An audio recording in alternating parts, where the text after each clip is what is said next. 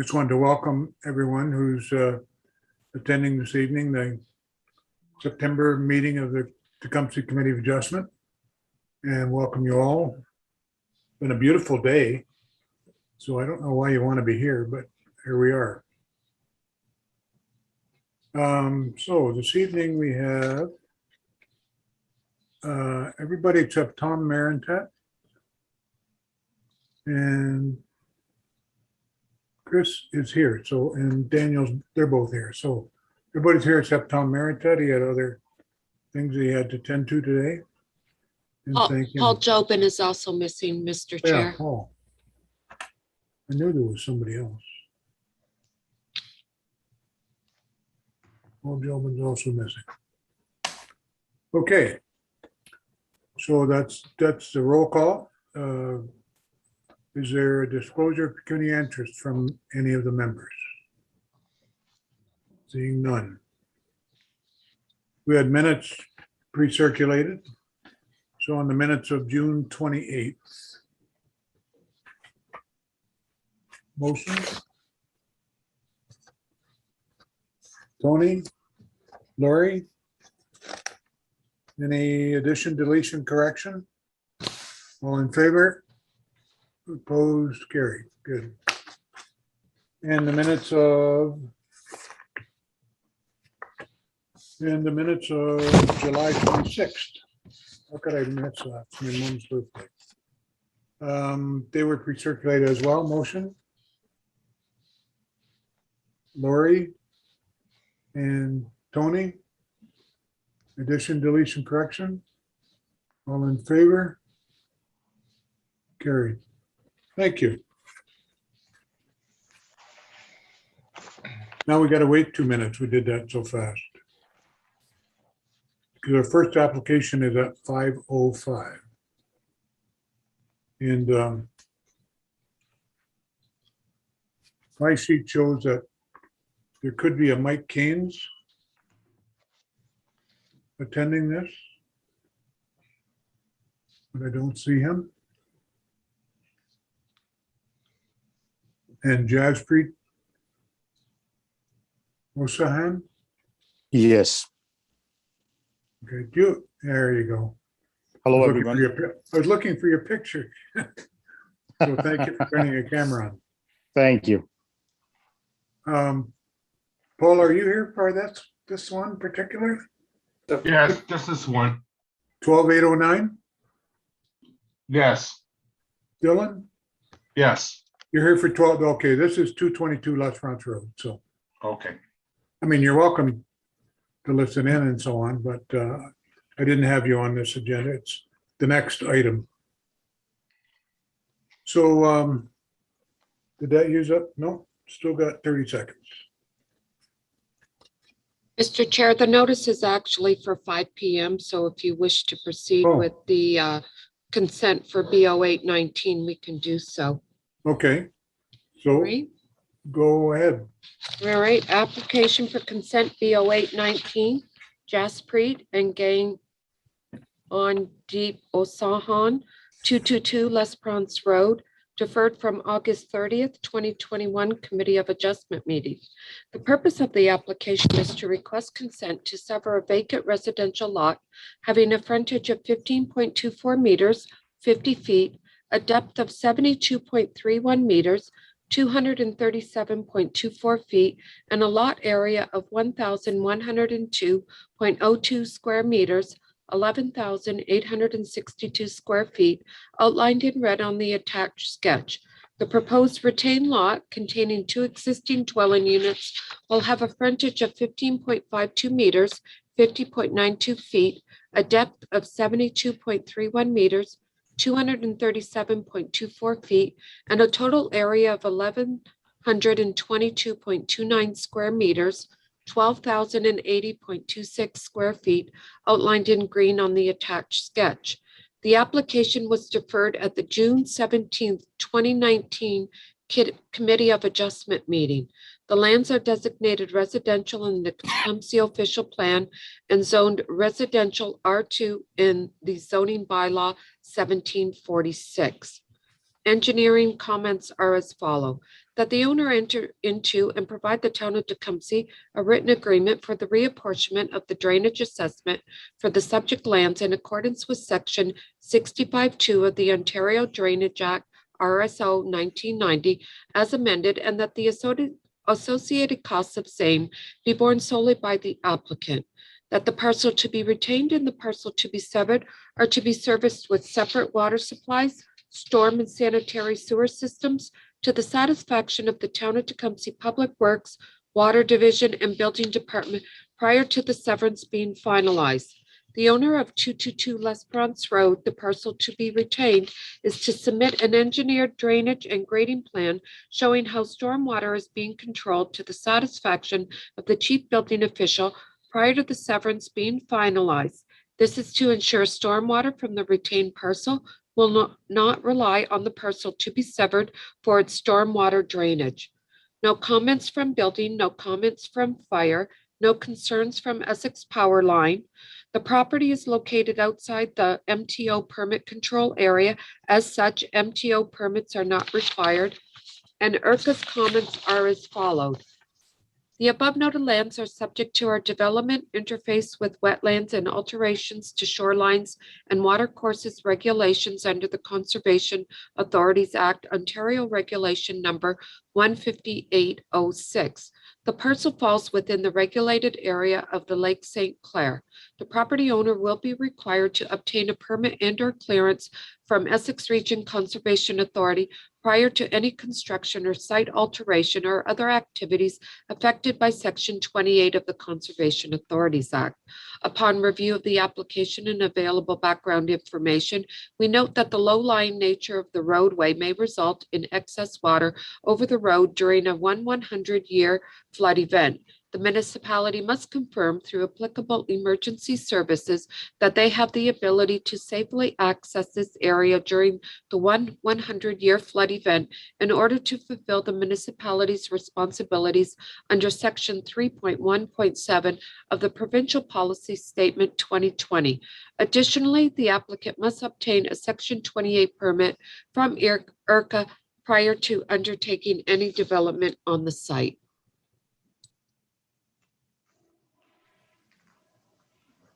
Thank you, Donna. I keep turning my mic off because I'm shuffling paper here, and I know it annoys people to hear that. Mr. Osahan, do you have usually ask the applicant at this point if they have anything they need to tell the committee that we haven't already heard in the application or from the comments that Donna just read? Is there anything else you would like us to know? I think whatever Donna has mentioned is what I would know. There is nothing beyond that that I could add to these at this point of time. Okay, thank you. I'd like to give the applicant an opportunity to put another 2 cents worth in if they want to. Thank you. There was, on my list, there was a Mike Keynes who was on the list to attend. Is he available someplace? Or maybe Sean, you can tell us if you've heard from him? There's nobody in the waiting room. Everybody's here that's logged in so far. Okay, thanks very much. I don't want to miss him if he's around. So anybody on the committee have questions for Mr. Osahan?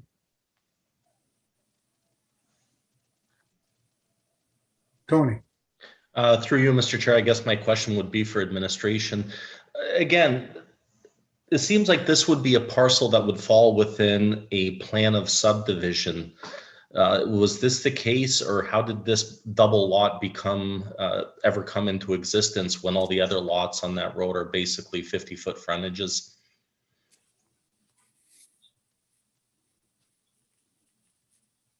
I think it was an old designation, Chad.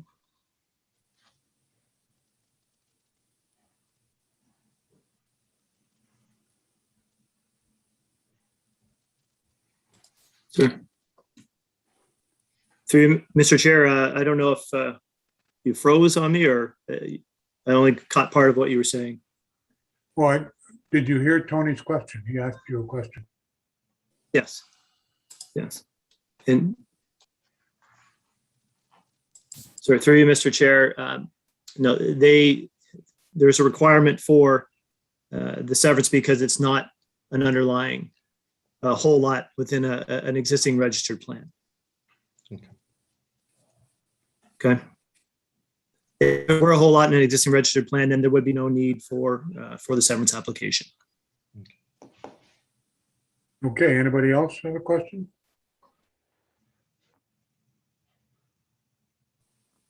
No other questions? I'll entertain a motion if somebody wants to make one. Tony, I'll make a motion that we accept application B08/19 with the recommended conditions. I believe there were nine of them listed. I mean, it goes suiting with that area that we accept that the lot is 50 feet wide. It tends to already be bigger than the surrounding lots with the depth. So it is for that. It is for those reasons, and I think it would meet the 4 tests. Or sorry, in this case, it wouldn't apply. But in this case, I think it would be a good addition to the area. So I think we should accept it. okay, seconder, Lori? Any further discussion? All in favor? Opposed? Carried. Thank you very much. Thank you. It's been a struggle, Mr. Osahan, but it's done. I know that, but yes, there were limitations, and I certainly would like to thank Donna also. She had been so patient with me, answering all my questions whenever I would bug her. So thank you, Donna. Thank you very much. You're very welcome. Thank you, everyone. Next application is 12809 Dillon Drive, Donna. Application for consent B1521 219 8711 Ontario Limited, 12809 Dillon Drive. The purpose of the application is to request consent to sever a residential lot having a frontage of 15.29 meters, 50.2 feet, an irregular depth, and an approximate lot area of 694.46 square meters, 7,475.1 square feet, identified as Part 1 on the attached sketch and outlined in red. The proposed retained lot has a frontage of 15.29 meters, 50.2 feet, an irregular depth, and an approximate lot area of 619.55 square meters, 6,668.7 square feet, identified as Part 2 on the attached sketch and outlined in green. Applications for minor variance A41-21 and A42-21 are being heard concurrently with this application to seek relief for minimum lot frontage and minimum lot area on both the severed and retained lots. As a condition of consent approval, the existing dwelling located on the property will be required to be demolished. The lands are designated residential in the Town of Tecumseh official plan and zoned residential R1 in zoning bylaw 1746. Engineering comments are as follows: that the parcel to be retained and the parcels to be severed are to be serviced with separate water supplies to the satisfaction of the Town of Tecumseh Water Division prior to the severance being finalized. The issue of ingress and egress to the site during times of flooding should be reviewed with Tecumseh Fire Department and the Essex Region Conservation Authority. No comments from building, no comments from fire, and the following is from IRCA. The noted lands are subject to our development, interface, and wetlands and alterations to shorelines and water course regulations under the Conservation Authorities Act, Ontario Regulation 15806. The parcel falls within the regulated area of the Lake St. Clair. The property owner will be required to obtain a permit and/or clearance from IRCA prior to any construction or site alteration or other activities affected by Section 28 of the Conservation Authorities Act. Upon review of the application and available background information, We note that the low-lying nature of the roadway may result in excess water over the road during a 100-year flood event. The municipality must confirm through applicable emergency services that they have the ability to safely access this area during the 100-year flood event in order to fulfill the municipality's responsibilities under section 3.1.7 of the Provincial Policy Statement 2020. Additionally, the applicant must obtain a section 28 permit from ERCA prior to the undertaking any development on the site. No concerns from Bell Canada. Application for minor variance A4121 2198711 Ontario Limited 12809 Dillon Drive, Part 1, 12R 22932. The purpose of the application is to request relief from the following subsections of zoning bylaw 1746. Subsection 6.1.4A, which establishes a minimum lot frontage of 18 meters, 59 feet, and subsection 6.1.3A, which establishes a minimum lot area of 789 square meters, 8,492.7 square feet. The applicant is seeking relief for a minimum lot frontage of 15.29 meters, 50.1 feet, and a minimum lot area of 690 square meters, 7,427 square feet, as a condition of consent application B15-21 being heard concurrently with this application. The lands are designated residential in the Tecumseh official plan and zoned R1 in the Tecumseh zoning bylaw 1746. Engineering comments. As part of the building permit process, the owner will be required to submit an engineered drainage and grading plan showing how stormwater will be controlled to prevent it from flowing onto neighboring properties to the satisfaction of the chief building official. No comments from building, no comments from fire, and Essex Region Conservation Authorities are the same comments as mentioned under B1521. Application for minor variance A4221 2198711 Ontario Limited 12809 Dillon Drive, Part 2, 12R 22932. The purpose of the application is to request relief from the following subsections of zoning bylaw 1746. Subsection 6.1.4A, which establishes a minimum lot frontage of 18 meters, 59 feet, and subsection 6.1.3A, which establishes a minimum lot area of 789 square meters, 8,492.7 square feet. The applicant is seeking relief for a minimum lot frontage of 15.29 meters, 50.1 feet, and a minimum lot area of 615 square meters, 6,619 square feet, as a condition of consent application B1521 being heard concurrently with this application. The lands are designated residential in the Tecumseh official plan and R1 in the Tecumseh zoning bylaw 1746. Engineering comments are the same as mentioned in A4121. No comments from building, no comments from fire, and ERCA's comments are the same as B1521.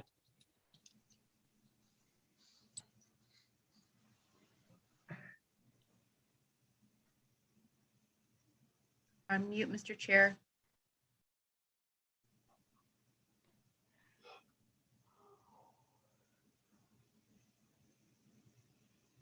Unmute. You're muted, Mr. Chair. Oh, geez, I give up. Is there anything you'd like to add to the comments that we've already heard from Donna from the application? That we may need to hear? You, Andrea, I'm talking to you. The applicant's in agreement with planning's report. We don't believe that it's contrary to planning principles, and we welcome, any feedback from the neighboring properties. Okay, so we have 3 that have registered on this one.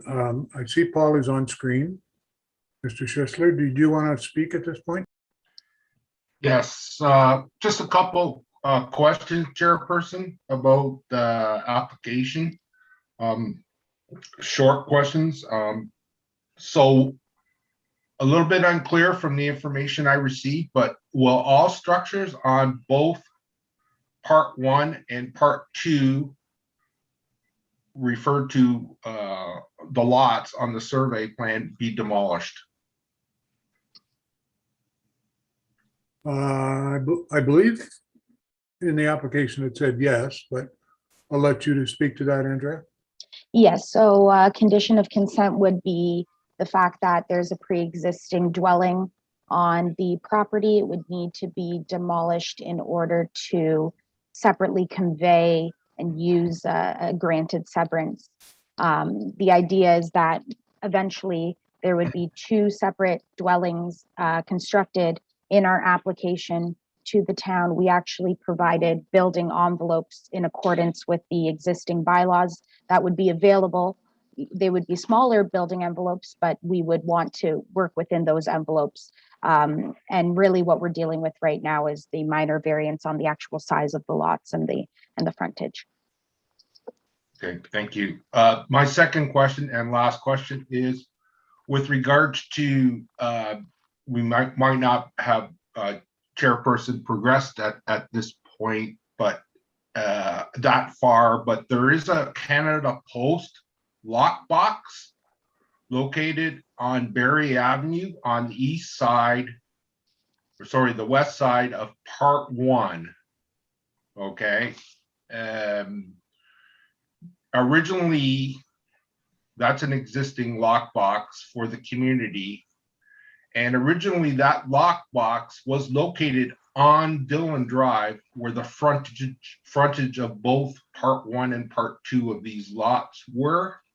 And this was petitioned by myself and several seniors in the community to have that lockbox removed and put where the existing location where it is now on Berry. There's some concern that seniors in my neighborhood, there's at least 5 that live right surround me, that box may be lockbox may be required to be removed as a result of the proponent's activities or the buyer's activities. I know this is not probably within the jurisdiction of the town of Tecumseh. However, if you look, you can see that the curb was replaced this year on Dillon Drive, where a Canada Post reacted quickly and started to put the lockbox up, and we petitioned and had it removed. So my concern here is on behalf of myself and the other seniors in the community, whether we would be acknowledged whether this or we would be informed whether this might happen because of this activity. That's the primary concern here. We went through this in 2015 and had it removed because and the reason why it was removed originally and Canada Post agreed with it was that intersection at Berry and Dillon. That was a bad place to put it because people come off of Riverside Drive, go south on Berry, and they swing around that corner pretty quickly. And there are no sidewalks in the neighborhood here.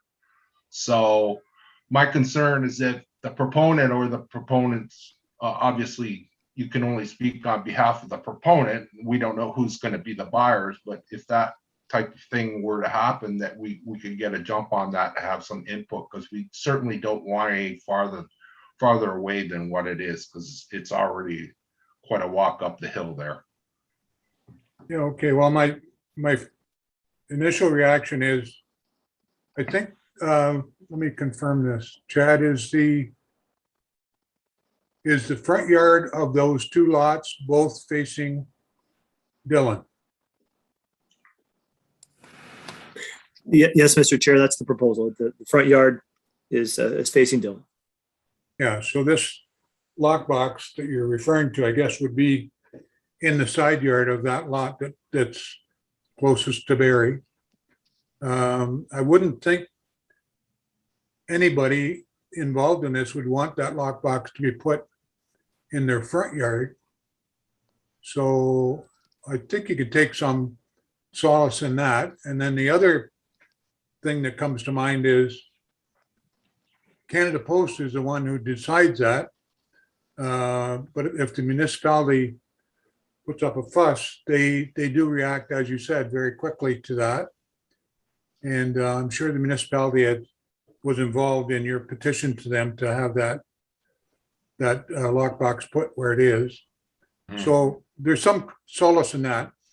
But tonight, we're just simply seeing if we will allow that lot to be partitioned into 2 lots. That's basically it. Does that help you? Kind of. I hear what you're saying. We would like to be informed if the proponent intends on contacting Canada Post to get that lockbox removed. That's basically it. Andrea, do you know of any intention to do that? Just by looking at a Google Maps of the property, the Canada Post box is closer to the corner of the property. The application, the way it's proposed right now, it's a side yard and would probably continue to be a side yard. I don't see any reason for it to be removed, although I can't, speak on behalf of whether Canada Post would choose to remove the box there. It doesn't seem to be in the way of any future access to the property. And I think, by adding the one additional dwelling, I don't know that would necessarily warrant moving of the lockbox. Although, like I said, I can't speak on behalf of what would be necessarily required, but there is no intention from the applicant's standpoint to do anything or that would get in the way of that access to the mailbox. Chairperson, just a clarification on that egress to the existing house that's on Dillon Drive is off of Berry. The driveway comes off of Berry. Okay, and it's not clear at this point whether both driveways will come off of Dillon. In that case, both driveways may come off of Berry and will require removal of the lockbox. Okay, so that is a possibility. If you look, there is no access from the existing house, either by sidewalk or by driveway, to Dillon. Everything comes off of Berry. Now I realize that's being demolished, but it's not clear at this point whether access to the houses that will be on the 2 lots the egress will be off of Berry or it will be off of Dillon. And if it's coming off of Berry, there is a real possibility that box will be in the way. That's a concern. Okay, well, the interior lot would have to come off of Dillon. That's its only access to municipal road. So for that lot, it will come off of Dillon where the pointer is going. Right.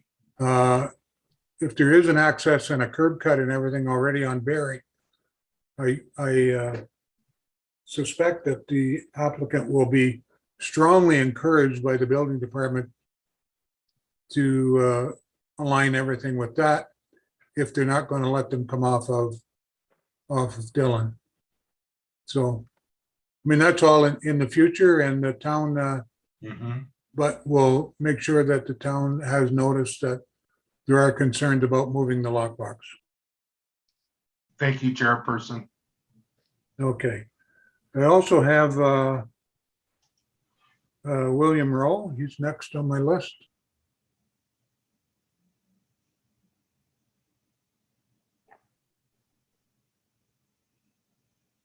Do you have comments for us? Yes, I submitted my comments. Okay, to note that I was just madly looking for.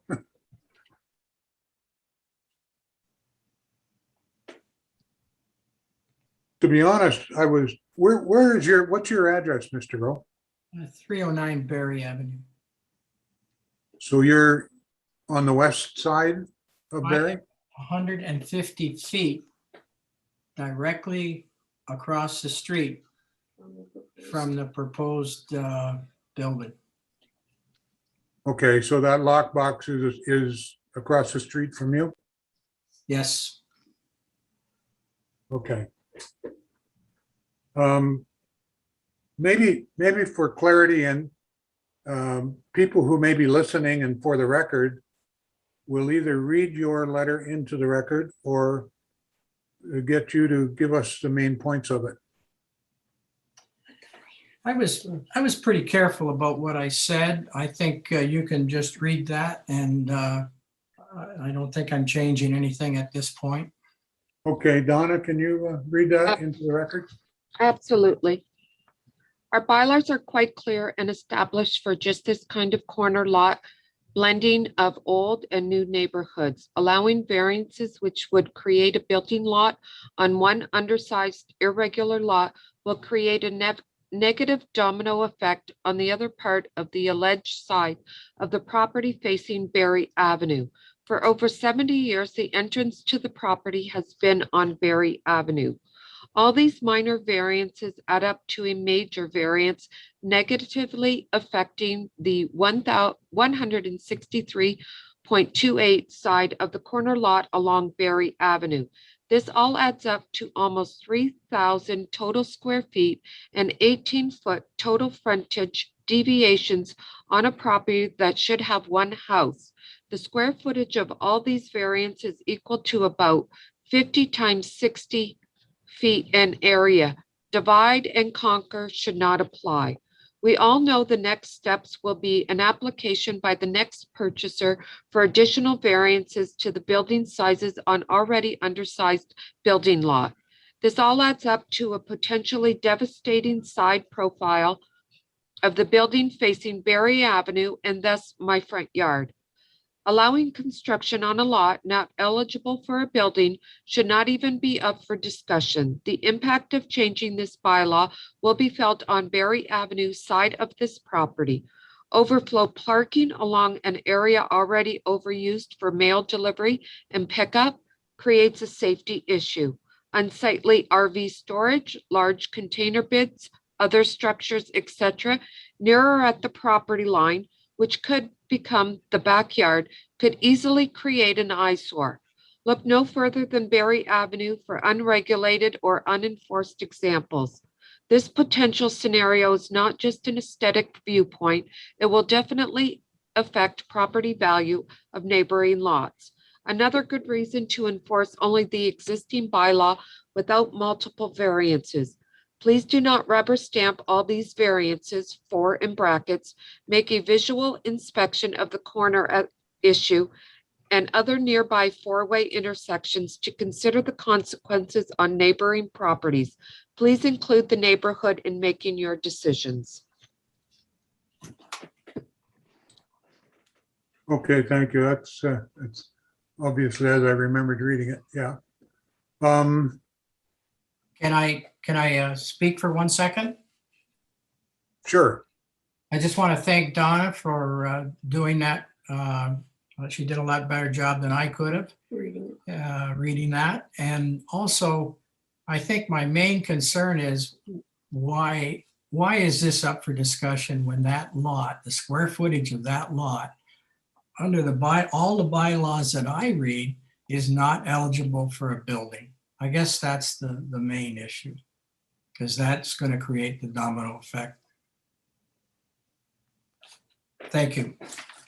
Okay, thank you. Well, that's why it's before us tonight, is because it does need permission to be a little different size. And this committee looks at the geography and the comments from neighbors and what's in the neighborhood already, and is it an appropriate kind of use for that neighborhood? And then they make a decision as to whether a variance that allows slightly smaller lot, slightly smaller frontages, if that makes sense. That's number one. And number two, the province has, with their legislation and their rules that they give us, are encouraging the committees to allow what they call residential intensification. In other words, if you can get more people within a neighborhood, more residences within the neighborhood, if there's opportunities to use parts of lots to increase the density of the housing in the neighborhood, they really want to do that. So we have to look at that in that light, because that's the instructions that are given to us by the province, who kind of set the rules on these kind of things and what we consider and what we can't consider. So that's it by way of explanation of why it's before us, because that was your question. You can't understand why it's before us. It's before us because that's a process that's been put in place for lots that don't strictly conform to the zoning and the zoning bylaws that are in place. You can make a rule, but the rule doesn't necessarily fit every situation. So that's why we're here. Neither does the exemption to the rule. Pardon me? I'm sorry, neither does the exemption to those rules. Neither does it what? It, Well, we're here. We have a property that if it goes ahead would be smaller than the frontage and lot size that are written into the zoning bylaw allow for. The committee is put in place to look at each situation and each set of circumstances to decide whether this is a legitimate, sensible use of that property. Does it cause any hardship? Is it a sensible use, and so on? Does it fit in with the way the bylaws and everything were written, the main purpose behind them? So we, the committee considers it because that's their job. You have with you Tim Sullivan. Tim, did Yes. you want to say something at this point? Yeah, I just, I agree with everything Ted is saying in his letter. I think it's very well written, and you guys should consider what he has brought up there. We have the property that this borders on the north. So I moved in here 26 years ago, and Yes. yeah, I'm on the south side. They're gonna, yeah. 312. Yeah, so right there at 312.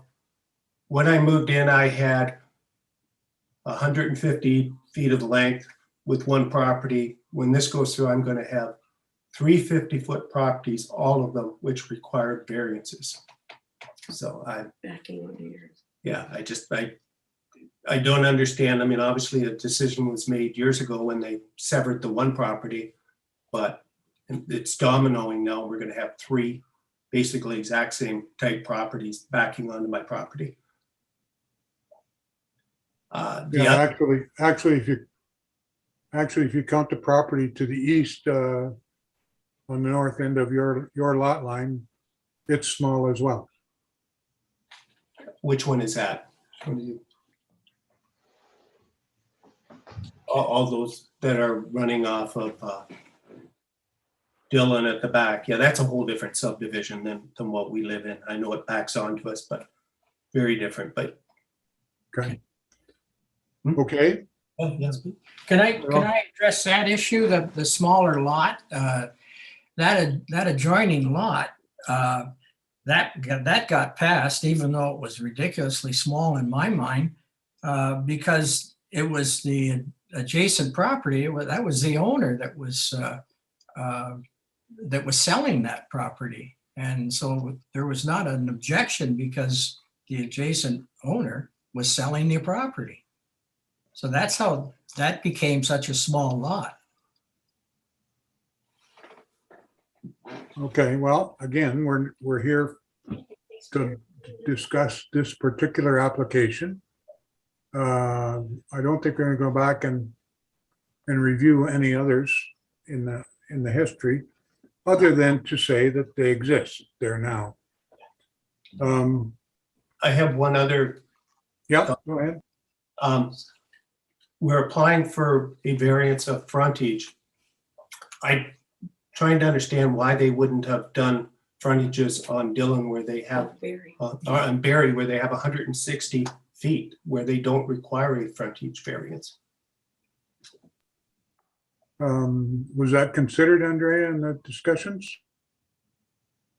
We were made aware of this potential today. I know that we had an existing reference plan with the parts both fronting onto Dillon. Actually, I did want to mention that, you know, I've been in discussions with the applicant and he's considering this alternate divide on the other way, north-south versus east-west.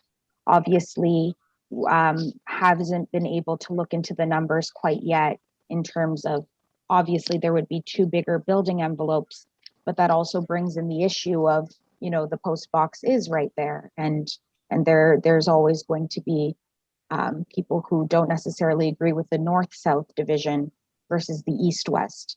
Now, if you see on the east-west division, it's pretty, a lot of the neighboring properties around Dillon and down the side are around that size. And that's what we were working off of. We're open to considering the north-south, but we would, you know, be interested if committee was in favor of our proposal of having some sort of conditional consent, and then we would reconsider that other option. Not, you know, we would need a little bit of time to look at the numbers and look at our options there, and we'd have to get a new reference plan. There's no curb on Barry. Yeah, I understand that, and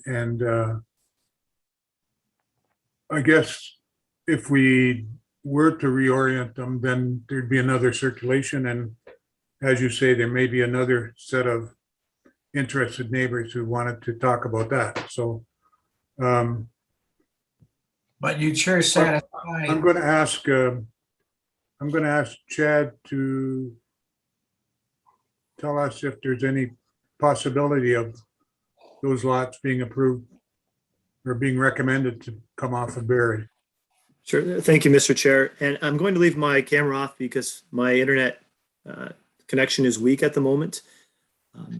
But this did come to my attention earlier today, and I did a quick sketch that I'll share with the committee, just illustrating what that would look like and the resulting building envelope.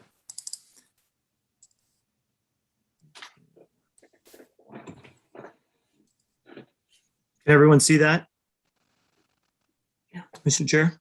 Yeah, yeah. Okay, so this is just an example of potential east-west orientation with the two lots fronting onto Barry. You can see that, I'm going to just increase this a bit.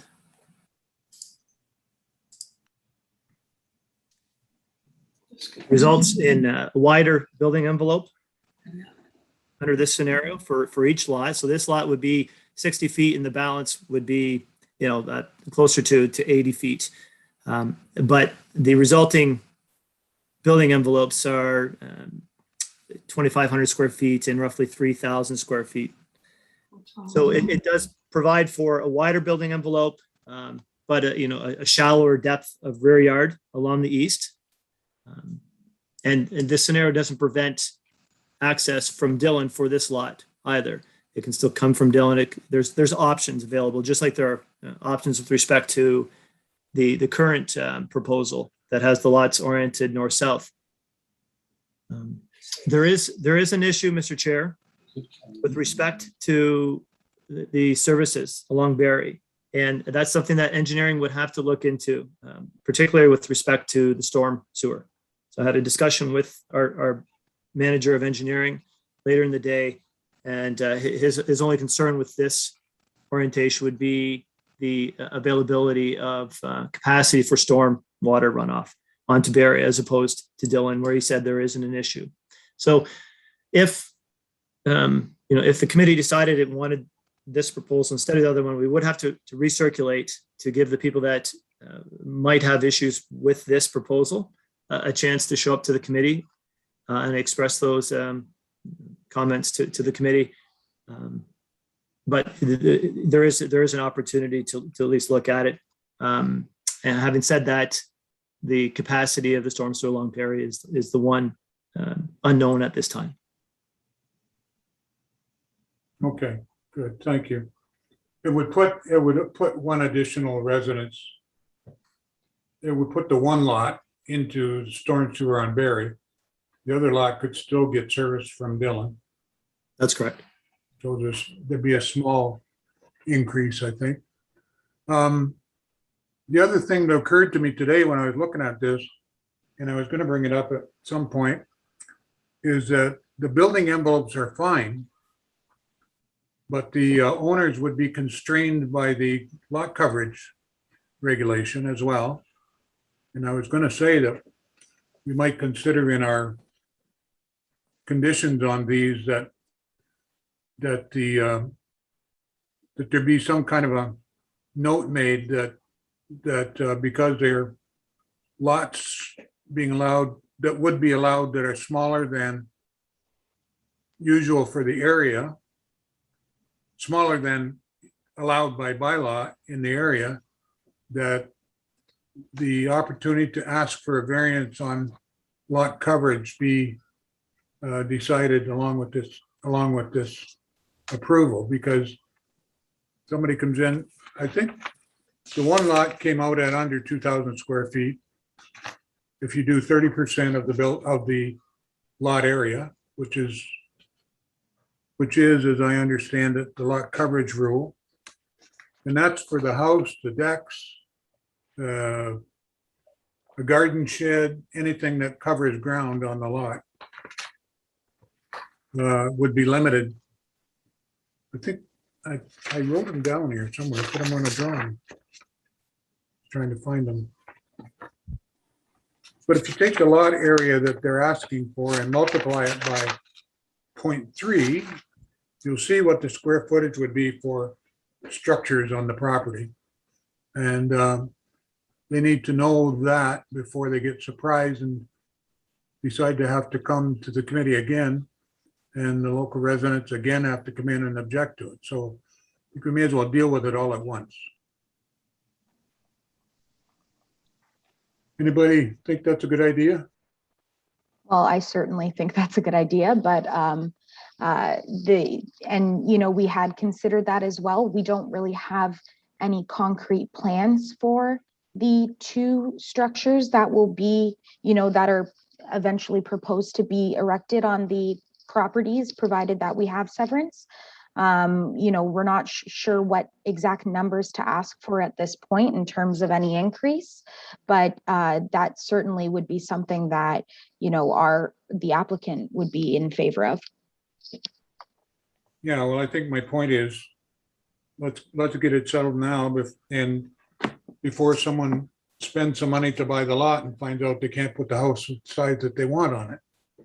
Because that's always what we get when people come in and ask about variances on lot coverage. And as the neighbors have talked about, I mean, they're going up by a percentage point on every application that they are asking to be over what's allowed. So we had one that was almost 40%. So we don't, that always causes a problem in the neighborhood, and as it should, because that water is going to wind up in somebody else's front yard. So building envelopes are great, but the size of the building that's going to go on that is more important, I think, to neighbors. And if they fill that whole building envelope, they're going to be over the minimum and require variances and be back before us. And I don't want to be chair then. Amen. So, Chad, are you? Well, I don't know. Andrea seems to think that they could look at other options. You don't see any big impediment to it at this point? Mr. Chair, just the only possible impediment is the capacity of the storm sewer along Berry. From a planning perspective, that orientation seems to work well. My comments in my report to the committee are that what they're proposing meets the 4 tests, and just want to remind the committee that's what's important in these circumstances, is that the 4 tests are met and that it meets the intent of the official plan. And Mr. Chair, you went into why the province is asking us to consider intensification efforts, meets the intent of the zoning bylaw. It is appropriate development for the area. And you noted that there are a number of 50-foot wide lots and smaller lot areas in the surrounding neighborhood. And that ultimately it's minor in nature and doesn't result in undue adverse impact. So those are the 4 tests that the committee has to turn its mind to. The only impediment with respect to changing the orientation, again, is the storm sewer. So it'd be an engineering issue, really. Yeah, and Mr. Chair, I should add that the manager of engineering did say that they would have to look into that more carefully at this time. He wasn't sure about the capacity.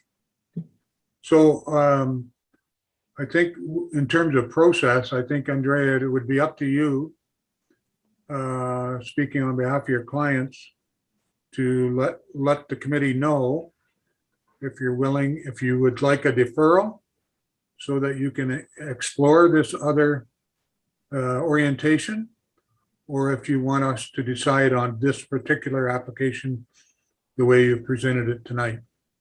The committee, as it stands, the committee has to make a decision one way or the other on the application as submitted.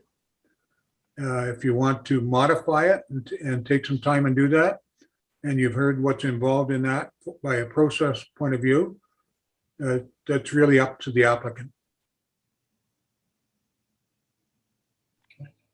Okay. Can I Would there, William Rowe, can I make a comment? Not just yet. You've had lots of time. Hang on a sec. But new issues have come up.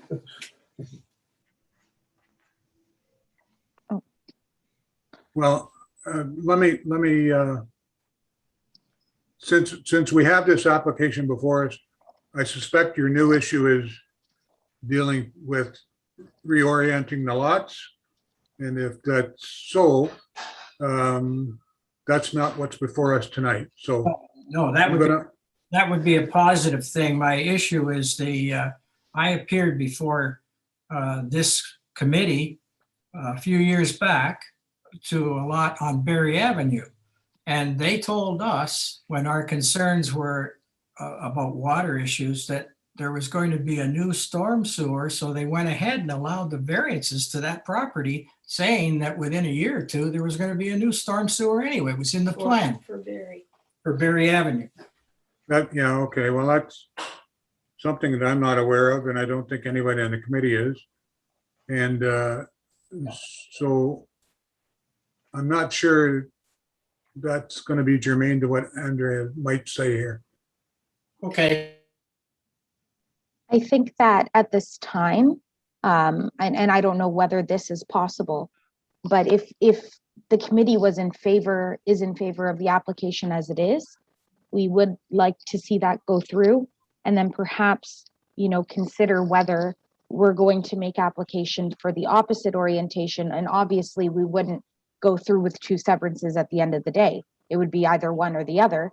But the problem here with the storm sewer, and I noted this when we were putting the application together, and I'm not an engineer, but on the Tecumseh GIS, it shows the connection availability as being off of Dillon.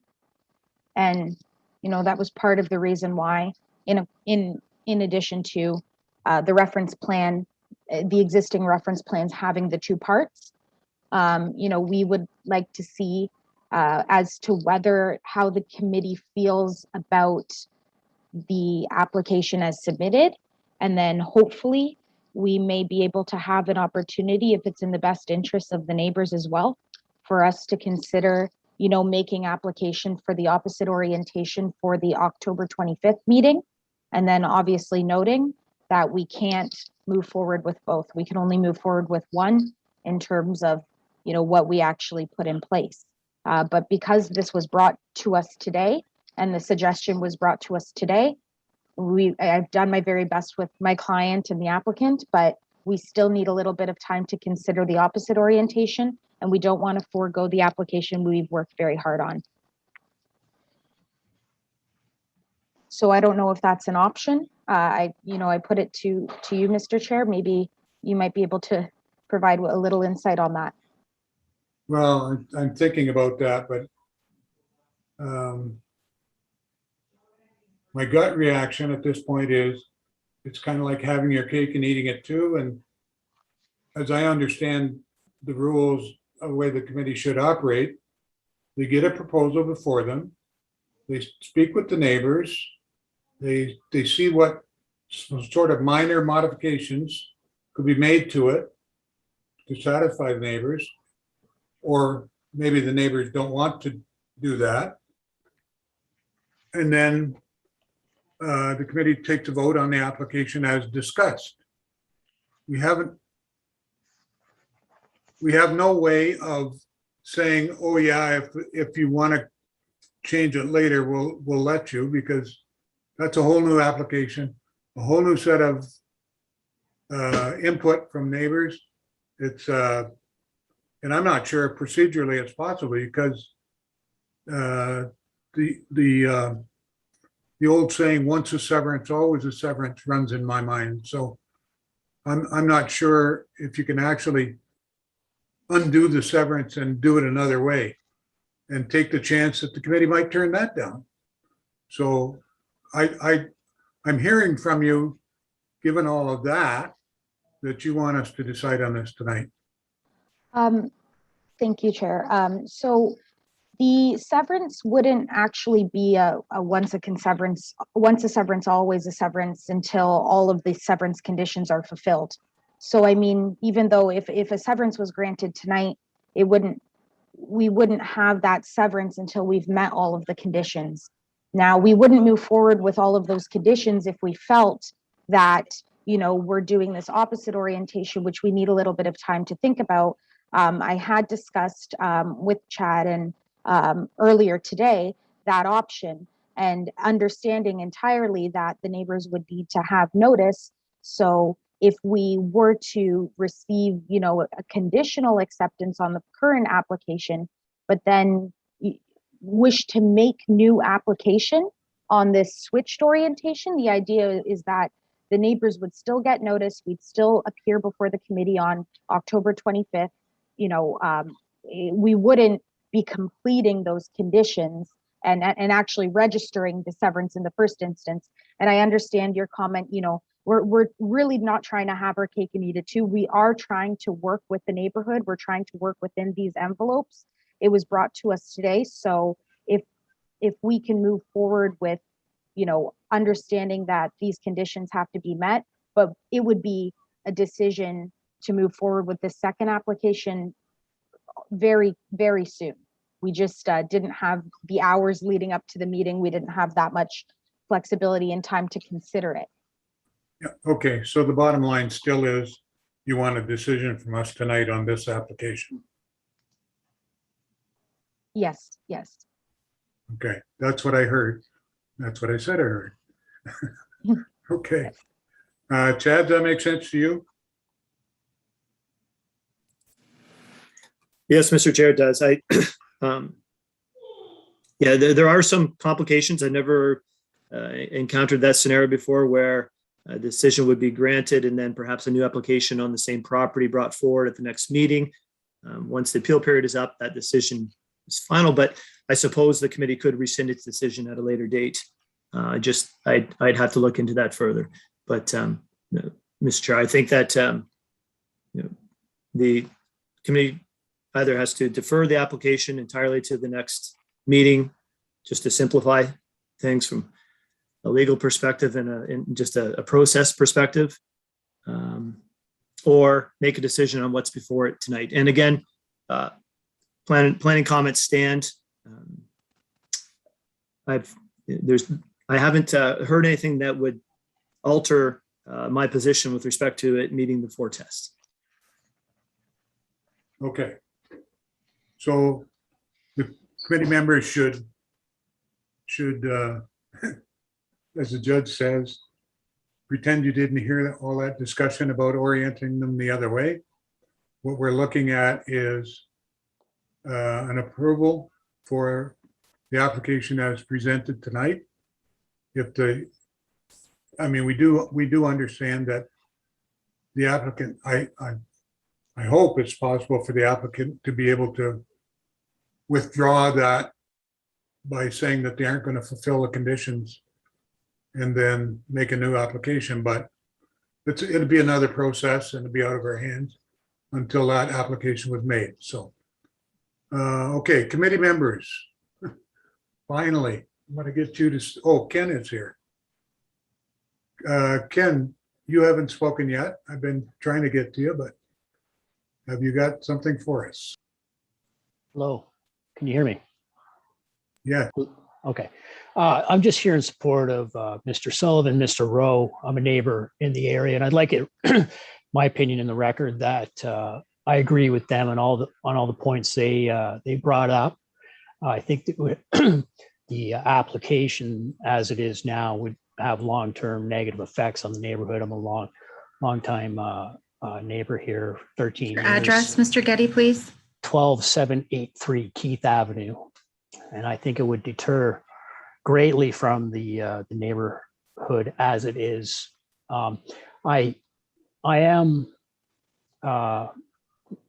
seeing the alternate plan put forward by Chad Jeffrey's drawing.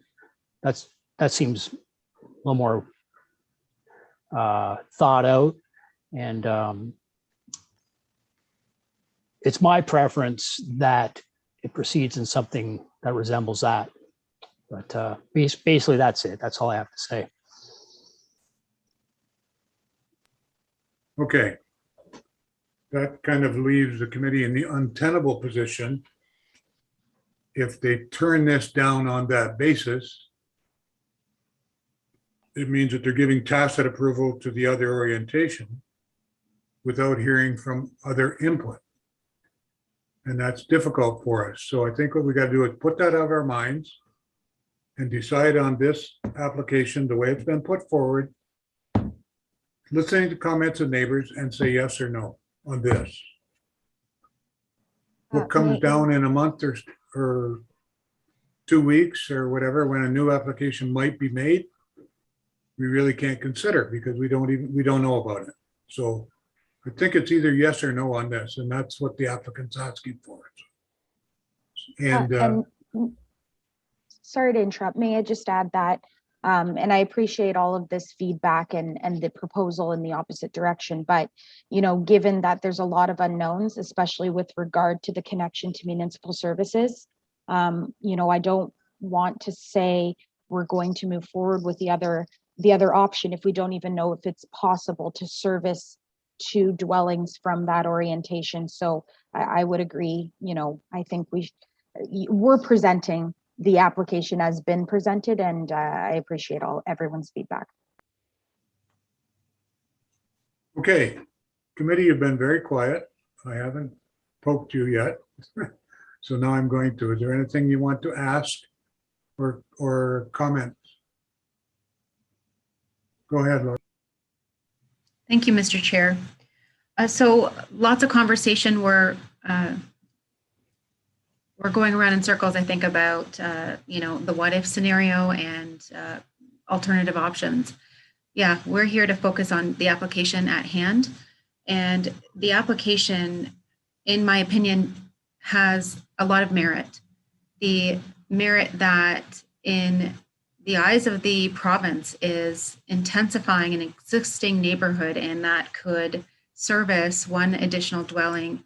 We all know how properties, the cost of living has increased substantially in our region, as well as, in the province, skyrocketing housing prices. So, you know, to add another lot in a serviceable neighborhood, a walkable neighborhood, would be a dream and would be lovely.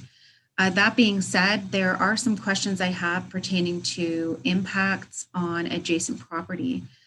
The the configuration as shown on the applications would have two rear lot lines abutting, I believe it's Mr. Sullivan or Mr. Rowe's property. Question to the applicant, what are your plans or maybe the builder's plans for buffer, whether if it's a tree buffer or a fence buffer? Are these things that you've already discussed to help alleviate or mitigate that impact? So that's one question. I don't want to lose my floor, so I'm going to keep going if I could to Mr. Chair. The other questions I have are more so for administration. The lots that are characteristic of this or these sizes, noting for the record, I do see that there are other lots. Yes, they may be on Dylan or Michael. The neighborhood is characteristic of these lots. Maybe it's not a question, but rather a statement. So when we look at the neighborhood, we look at more than just Berry Avenue, and the arguments that the residents on Berry have indicated that the lot size as shown are not characteristic of the neighborhood. Remember, these lots are facing Dillon. And so we do see as administration and committee members that there are lot sizes in that size. Final question. So Andrea has one question to, so far. The other question to the applicant would be to confirm, although I did hear it once, I want to hear it again. The future lot coverage, has the developer or future builders, have they considered that there will be limitations to lot coverage? And have you begun to look at kind of what the building footprint will be with these undersized lots? Thank you, Mr. Chair.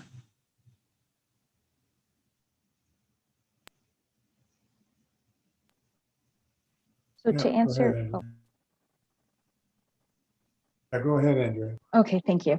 To answer your first question with regard to the backyards and the buffer, so we have not yet looked into the building on these lots.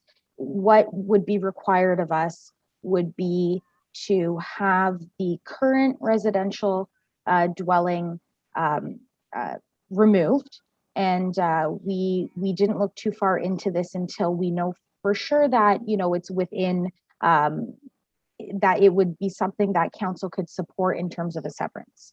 So to answer your question about the building, we have not looked into that. But in addition to that, if there is a potential for a future buyer of the two lots. Now, the applicant may not be the one to construct on the lots, but that being said, anyone who would construct on the lots would be aware or would be limited to building within the envelopes. If we could increase the envelopes, although it wasn't submitted in the application, to be somewhat similar to the neighboring properties and what has been accepted, I'm seeing 12815 Dillon Drive next door. I believe it's part 3 on the reference plan that was submitted.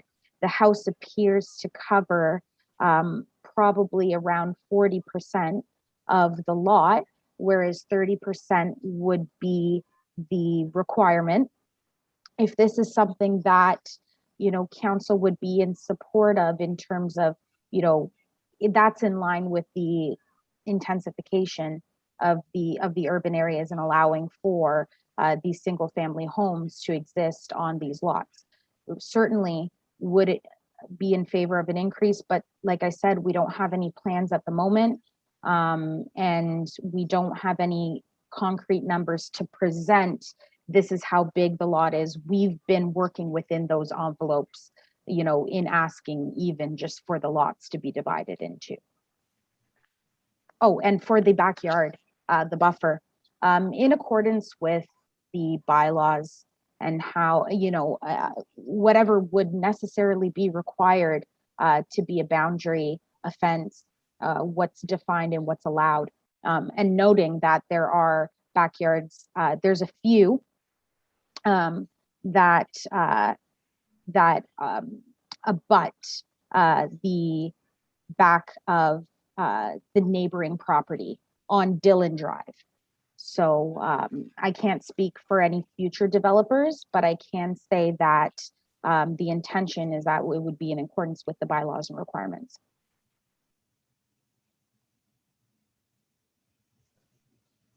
Okay, Laurie? Furthermore, Mr. Chair, thank you. Just on the lot coverage to Mr. Jeffrey, what is the maximum lot coverage, just for confirmation? Through you, Mr. Chair, the maximum lot coverage is 30%. And I just did a quick calculation on that lot to the east of the existing dwelling, and it's roughly around 30%. I'm not aware of a variance on that property, although it might look like it's occupying more. My quick estimation is that it's about right at 30%. So. Okay, thank you, Chad. So, I mean, that's a regulation that is stipulated in the zoning bylaw, and just like any other regulation, if someone wants to come forward and ask for a variance, it's unfortunate. I don't want to say that. Everyone has that right. An individual has a right to ask for a variance. I don't feel comfortable imposing a condition of a severance for a future builder or buyer to have no ability to apply for a variance. I think that 30% is reasonable, and in fact is there for a reason in that particular zoning bylaw. That regulation has an intent, so that intent is there, and that regulation is there for a reason. On the buffering, unfortunately, I didn't hear what I had hoped to hear to you, Andrea. That's fine. I mean, I understand that you have limitations as the applicant is looking to sell these lots. I get it. However, to the neighbor to the south, I think peace of mind would be nice to have for the individual living to the south, that he's going to have 2 additional backyard neighbors, or rather side yard neighbors to him. There is no requirement for to have a buffer of some sort. The committee could impose a condition if we chose, and it has to be a reasonable condition as a condition of severance. I'm not sure that's something that the committee would like to impose, a hedgerow or a fence. I'm not sure if that's something that we want to impose. Something to consider. Anyway, so that's it. I'd love to hear from other committee members. Thank you, Mr. Chair. Okay, thanks, Laurie. Tony, your mic's been on all this time. Andrea, I picked up on something that Andrea said through you, Mr. Chair. I picked up on something that Andrea said earlier, and there was a drawing that showed the building envelope of what it would be for this east-west. Was that drawing submitted, or was it distributed to the committee? I think the quick answer was the idea was only proposed today. No, I mean, she said that there was a drawing submitted for the east-west, not the north-south. The north-south was submitted today, but there was a drawing that was a sketch done for the building envelopes for the east-west severance. You mean an east lot and a west lot? Yes. It was in the application, yes. Can we bring that up on the screen?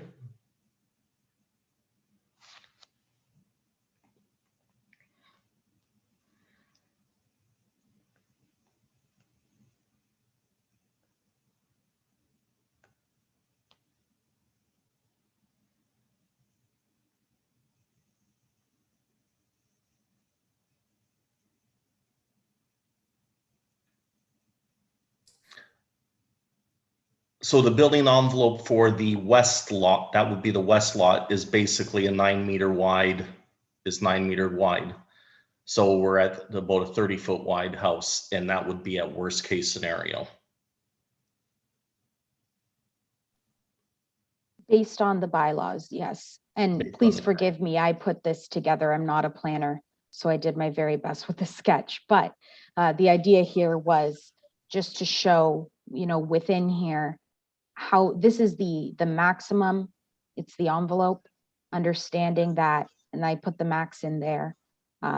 that's provided, max can being the 30% of the square or of the space of the severed and retained land. So it would have to be that small. I mean, like I said, it would be of benefit to have a bigger building envelope, or not just the envelope, sorry, to allow for a larger building on the property, and it would look more consistent with the neighboring properties. However, if it is the case that the neighboring property is 30% of that lot, 12815, then, you know, it would appear that they would have to work within their building envelopes. Site triangle, how does it impact this property? How far back does that go?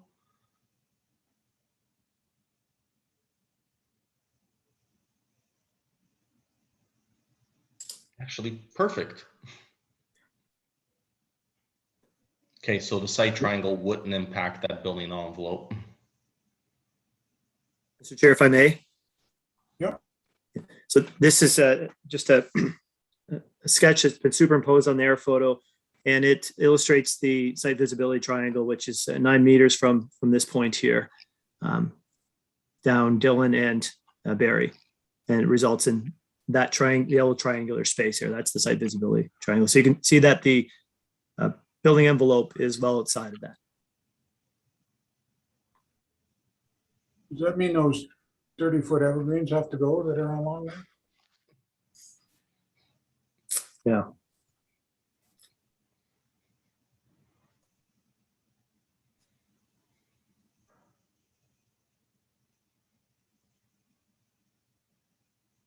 Okay. Tony, are you done? I am done, sir. Chris or Daniel? Daniel's disappeared off my screen.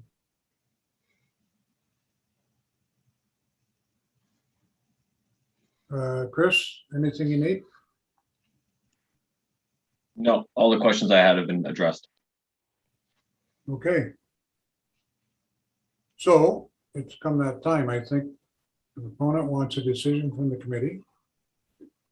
We can defer it if we think there's something technical that we need to find out. But as I understand the kind of rules we play by, if the proponent is asking for a decision and we don't have something that we absolutely need to find out about, we should give a decision tonight. So I'm asking you guys for a motion. Lori. Thank you, Mr. Chair. Before we do put a motion on the table, could I hear from Mr. Jeffrey on maybe an opinion or some guidance, or maybe through you to you, Mr. Chair, on imposing a condition for buffering at the rear yard? Is that something that would be considered reasonable as a condition of severance? Well, I can chime in. I know that we do have buffering rules between disproportionate uses. We have buffering rules about noise, but I'm not sure we have anything anywhere residential up against residential. And if you look at the outlay on that plan, there'd be one additional backyard neighbor for that lot. There's already one, so there'd be a second one. And then there are 1, 2, 3. So if we were to look, if we wanted to look and see what they have, we might want to say that they should do a similar thing so that it doesn't change the connection between the two. Anyway, Chad, go ahead. Thank you, Mr. Chair. I tend to agree with you. We utilize buffering when there's a sensitive use next to a use that might cause issues in terms of noise, smell, the various sort of externalities that might arise from an industrial use, say next to a residential use, but typically residential next to residential are considered to be compatible uses. And some people prefer privacy and want that fence, but I generally leave that up to the individual lot owner.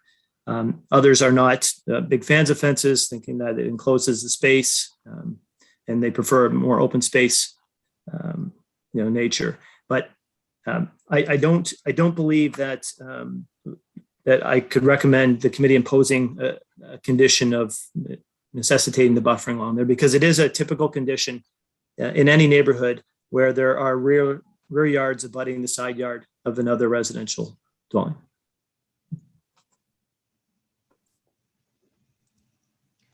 Yeah, go ahead, Laura. Thank you once again, Mr. Chair. Chad, if you can keep your brain on, it is always on. Encroachment of a porch. I don't think we talked about that, but encroachment of a porch or a deck into a required rear yard. What is the town's regulation in the zoning bylaw? Is it permissible, and at what depth, please? The point of that question, as Chad's looking for that to the applicant as well as to the residents, the point of that question is really to identify that, sure, you may have that building footprint, the main building footprint, but there may be an opportunity for encroaching into that required rear yard, thereby bringing a potential deck, a second story deck if it's a raised ranch, closer to Mr. Rose or Mr. Sullivan's backyard. Through you, Mr. Chair, a porch can encroach 8 feet into the required rear yard, and the required rear yard in this case is 25 feet. So 17 feet would be left over from that, given that encroachment provision. Furthermore, Mr. Chair, to Mr. Jeffrey, does that mean that is there also a limitation on height for encroaching a porch? Can it be a second story raised ranch porch? There's no bylaw provision that speaks to that. There is one for balconies, which are allowed to encroach 1.5 meters into the required yard, which is 5 feet. So. It could be 12. Okay, Yeah, so actually, the porch could not exceed 1 story in height. So that porch encroachment provision does capture that scenario. Where it's, okay, 8 feet in, yeah, but no more than 1 story high. Right. Okay. Okay, thank you. And just for the record, I tend to agree on sober second thought with Lori's contention that you can't really take away an owner's ability to approach the committee for a variance. But I think we need to start cracking down on the lot coverage thing. Either make it harder to get them or change the bylaw to allow more lot coverage, one or the other. We usually take a careful look at drainage, and when we allow it. Anyway, so I would support Lori's contention that there shouldn't be a condition on this dealing with that. So a motion. Lori. Thanks, Mr. Chair. Oh man, it's a tough one, guys. I mean, let's be honest. We've been here for an hour and a half at it. It's a tough one. To the applicant, I hear you. Your client is wanting to make a quick buck maybe and try to intensify. There's so many things to consider with our own official plan and the provincial policy statement, as well as our zoning bylaw. So many things that have come into play during this hour and a half. I've heard a lot from the residents, and that's what resonates with me. And the reason why we're here and we have this public process is to hear from the residents. On one hand, I see that this is an opportunity to intensify and an opportunity to have another buildable lot within the community. But on the other hand, I do see that there's just so many unknowns and so many what if scenarios that are causing a lot of undue stress. With that said, for these reasons, that I believe that for the nature of the community and the impacts to the community, I've moved to deny the application set forward.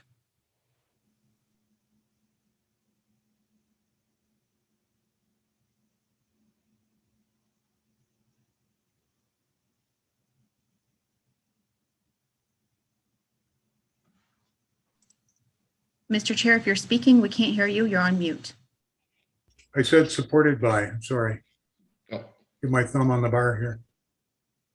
Tony, Mr. Chair, I'll support that. For the eastern lot, I don't suspect there'd be many issues. The western lot, I just think there's too many issues there. It would have been nice to see some preliminary drawings at least for that, because at 30-foot wide, there may be an issue also with the exterior side yard, where the applicant may want to ask for not just lot coverage but also exterior side yard. So for those reasons, I will support Lori in denying this application. okay. So I assume there's 2 votes. Any comment on the motion? All in favor? Can I make a comment? No. No? Okay. Sorry, do that again. I got distracted. All in favor? Opposed? And I vote in favor. So a tie. Let me think. A tie goes to the runner. A tie goes to the status quo, which means the application fails. Okay, Mr. Chair, did you say you're in favor of the motion to deny? I'm in favor. No, I'm in favor of the application. That's what I So you're said. opposed to the motion? So, but the motion still fails because it needs a plurality, right?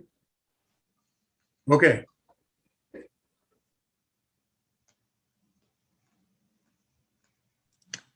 Do we need to make another motion? Motion for what? Sorry, just clarity on what the next step is then, Mr. Chair. We denied the application and those associated variances that go with it.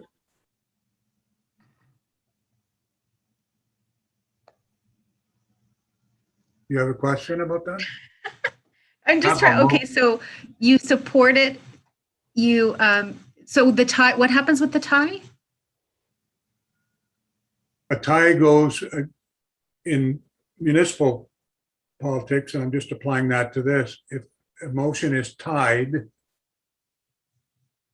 the chair needs to vote for the status quo. In other words, in this case, it would be to deny the application.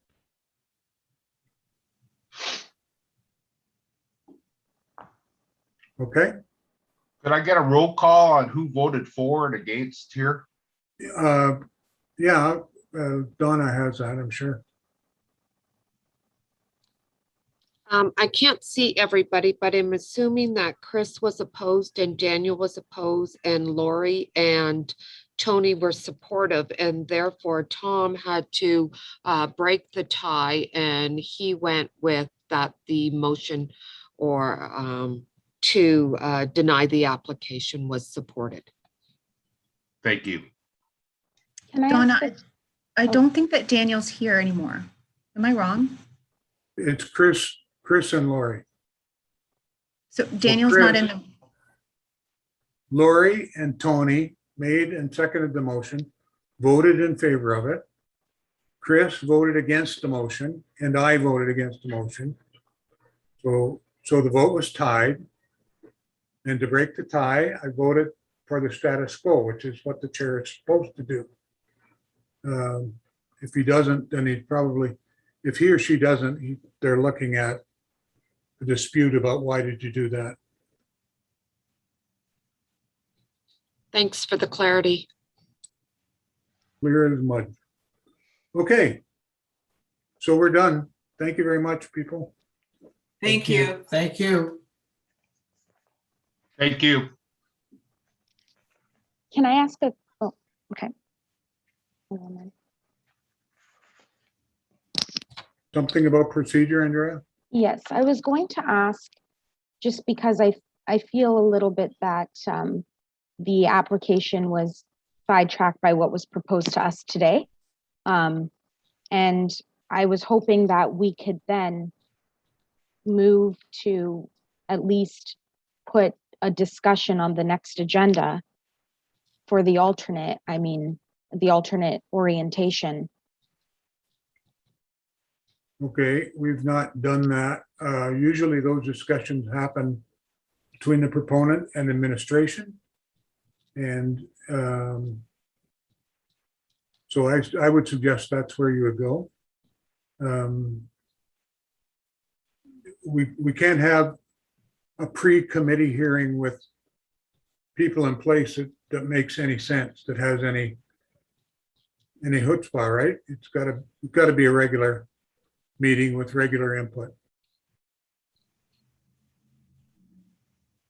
In this case, the comments by the neighbors and observations by members in terms of what it was going to look like resulted in the result that you got. Generally, and it is a tough one, because generally administration is spot on and the committee agrees, but in this case, they have the feeling they have, so that's why they voted the way they did. So if you want to try again with the other orientation or with significant changes to your current application in other ways, talk with administration, talk with Chad, and talk with Donna about what can happen. Okay. All right, thanks.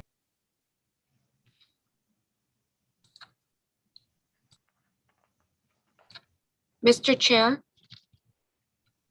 we're not aware of Daniel leaving the meeting, and perhaps we should suggest a recess so that I have an opportunity to contact him. Perhaps he lost his connection with the meeting, so that I have an opportunity to give him a call. I'm not sure how that impacts anything, but yeah, go ahead. Well, he may have decided differently on this What do you want to do? What do application. you want to do, committee? I mean, Is the question to recess? if she wants to recess, to contact Daniel to see why he left the meeting. If it was a technical glitch or what. I would think if it was a technical glitch, though, he would have been making some phone calls. Our numbers are all listed. Yeah, actually, I'm reviewing his correspondence now, and he says I'm able to attend until 6 p.m. Yeah, So when he left, I kind of thought that was a situation. So very good then. Yeah, no recess is required. I just wanted an opportunity to review that, just in case there was some technical problems. Thank you, Mr. Chair.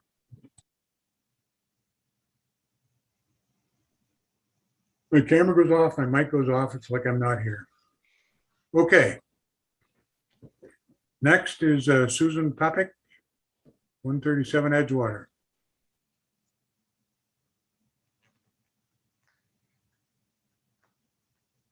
Can I ask those who are not involved in this one to shut the cameras off at least? You can continue to listen if you want, but.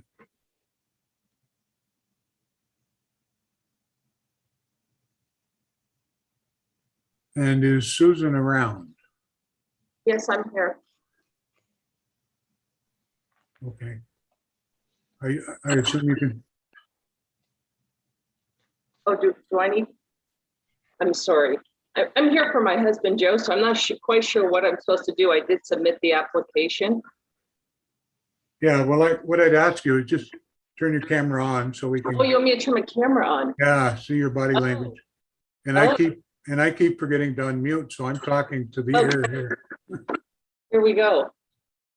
Good, thank you. So Donna's going to read the application.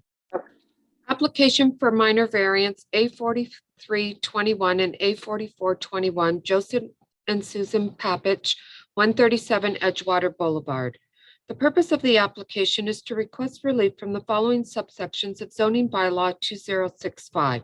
Subsection 7.1.3A, which establishes a minimum lot area of 836.1 square meters, 9,000 square feet, and subsection 7.3.3B, which establishes a minimum lot frontage of 22.9 meters, 75 feet. The applicant is seeking relief for minimum lot frontage of 14.3 meters, 47 feet, a minimum lot area of 774.6 square meters, 8,337 square feet as a condition of consent application BO 321 for both the severed and retained lots. See sketch attached. The lands are designated residential in the Tecumseh official plan and zoned residential type 2 in the zoning bylaw 2065. Engineering comments are as follows. As part of the building permit process, the owner will be required to submit an engineered drainage and grading plan showing how stormwater will be controlled to prevent it from flowing onto neighboring properties to the satisfaction of the chief building official. No comments from building, no comments from fire. The noted lands are subject to the development interface in wetlands and alterations to shorelines and watercourse regulations under the Conservation Authorities Act, Ontario Regulation 15806. The parcel falls within the regulated area of Lake St. Clair. The property owner will be required to obtain a permit and/or clearance from IRCA prior to any construction or site alteration or activities affected by Section 28 of the Conservation Authorities Act. Upon review of the application and available background information, it is noted that low-lying nature of the roadway may result in excess water over the road during a 100-year flood event.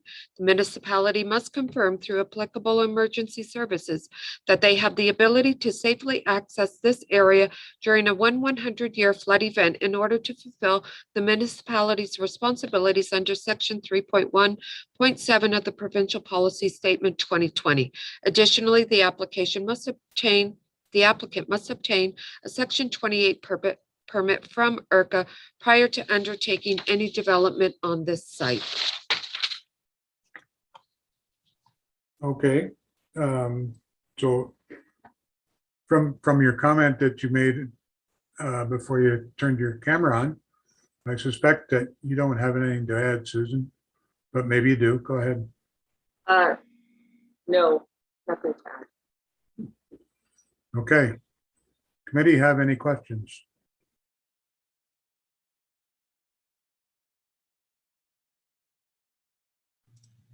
Lori.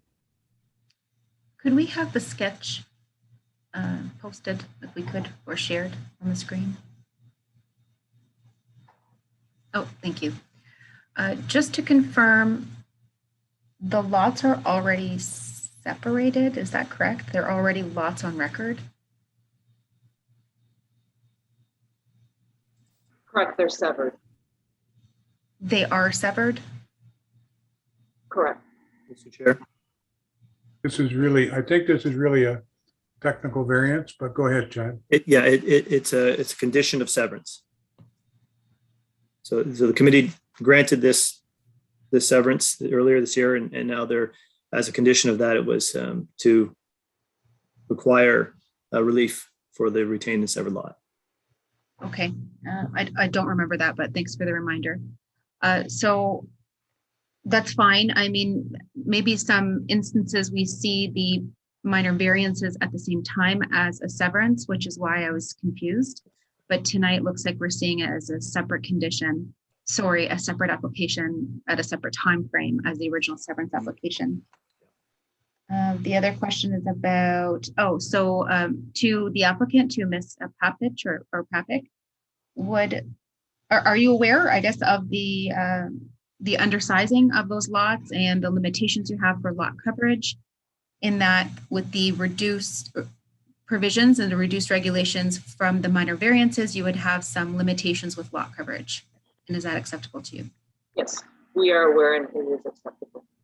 Okay, so obviously an undersized lot would then bring some limitations with the size of the dwelling that you plan to build. Nope, that's it. No further questions then. Thank you. Okay, anybody else?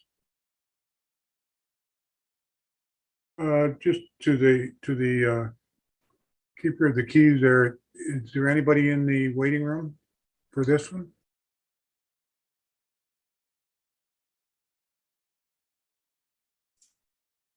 There's nobody on the list or in the waiting room, Mr. Chair. Okay, thanks. Tony? Chris? I just did a roll call. Okay, so a motion then? Lori? Thanks, Mr. Chair. For the application 137 Edgewater, I do move to approve the minor variances in that they do meet the 4 tests according to our mandate. Thank you, seconder. Chris? All in favor? Opposed? Carried. Thank you. Thanks, Susan. Thank you, everyone. Thank you, That Donna. was easy, right? What's that? Said that was easy, right? After that hour and a half, yep. Thank you. Donna, thanks for everything. You're welcome. Okay, great. Donna, the next one is 227 Les Bronx.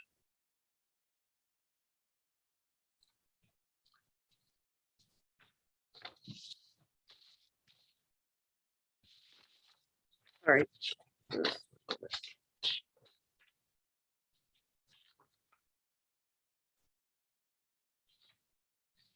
Application for minor variance A4521 Suburban Construction and Management Limited, 227 Les Bronx Road. The purpose of the application is to request relief from the following subsections of zoning bylaw 1746. Subsection 8.1.10 CI, which establishes a minimum side yard width on an interior lot of 3 meters, 9.8 feet, or 1/2 of the building height, whichever is greater.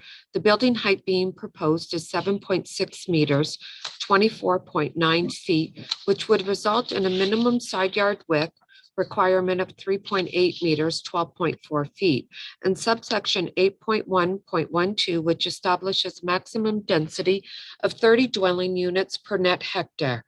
The applicant is seeking relief to facilitate the construction of a 5-unit townhouse dwelling having a side yard width of 3.05 meters, 10 feet, and a density of 36 dwelling units per net hectare, 5 units on a 0.13 hectare property in accordance with the attached sketch. The lands are designated residential in the Tecumseh official plan and zoned R3 in zoning bylaw 1746. The comments with respect to this application are as follows. Engineering. At the time, it's unknown if the applicant intends to create 5 freehold units or if the applicant plans to retain ownership of the entire property and rent the 5 units. Accordingly, the following comments are provided with regard to potential future servicing options for this site. If the applicant intends to split this property into 5 freehold properties, the following servicing issues will need to be addressed. The applicant will be required to service each of the 5 property units with separate water, storm, and sanitary service connections from the Les Bronx Road municipal infrastructure to the satisfaction of the Town of Tecumseh Public Works, Water, and Building Department. Easements or other acceptable methods will be required to provide access and drainage to the rear yards of all units in perpetuity. The applicant will be required to submit an engineered drainage and grading plan showing how stormwater will be controlled to prevent it from flowing onto neighboring properties to the satisfaction of the chief building official. The applicant will be required to enter into and provide the Town of Tecumseh a written agreement for the reapportionment of the drainage assessment for the subject lands in accordance with section 65(2) of the Ontario Drainage Act, RSO 1990, as amended, and that the associated costs of same be borne solely by the applicant. If it is the intention of the applicant to maintain this site as one property with 5 rental units, the following servicing issues will need to be addressed. The applicant could service each of the 5 property units with separate water, storm, and sanitary service connections from Les Bronx Road Municipal Infrastructure to the satisfaction of the Town of Tecumseh Public Works, Water Division, and Building Department, or the applicant could service the property with 1 properly sized water service, 1 properly sized storm service, and 1 properly sized sanitary service from the Les Bronx Road Municipal Infrastructure to the satisfaction of the Town of Tecumseh Public Works, Water Division, and Building Department. These singular services could then be split within the private property to service each unit in accordance with applicable building code requirements. The applicant will be required to submit an engineered drainage and grading plan showing how stormwater will be controlled to prevent it from flowing onto neighboring properties to the satisfaction of the chief building official. The issue of ingress and egress to the site during times of flooding should be reviewed with the Tecumseh Fire Department and the Essex Region Conservation Authority. No comments from building, no comments from fire. Essex Region Conservation Authority comments are as followed. The noted lands are subject to our development interface with wetlands and alterations to shorelines and watercourses regulations under Conservation Authorities Act, Ontario Regulations number 15806. The parcel falls within the regulated area of the Lake St. Clair. The property owner will be required to obtain a permit and/or clearance from Essex Region Conservation Authority prior to any construction or site alteration or to other activities affected by Section 28 of the Conservation Authorities Act. Upon review of the application and available background information, we note that the low-lying nature of the roadway may result in excess water over the road during a 100-year flood event. The municipality must confirm through applicable emergency services that they have the ability to safely access this area during a 100-year flood event in order to fulfill the municipality's responsibilities under the section 3.1.7 of the Provincial Policy Statement 2020. Additionally, the applicant must obtain a Section 28 permit from IRCA prior to undertaking any development on the site. Public comments are as follows. 2 residents have provided comments on the proposed application. Residents at 211 Les Bronx Road inquired as to the plans for the trees that abut the rear lot. It was noted that these trees are not on the subject property, but within the municipal alley that abuts the rear lot line. These trees will remain. Resident at 214 Les Bronx Road, concerned with, I think that's an error out of the, I think it's Shane Street. Concerned with building height, privacy, density, stormwater drainage, compatibility with surrounding residential uses, and the side yard setback potential to affect the health of the existing tree line that runs along the northern side lot line.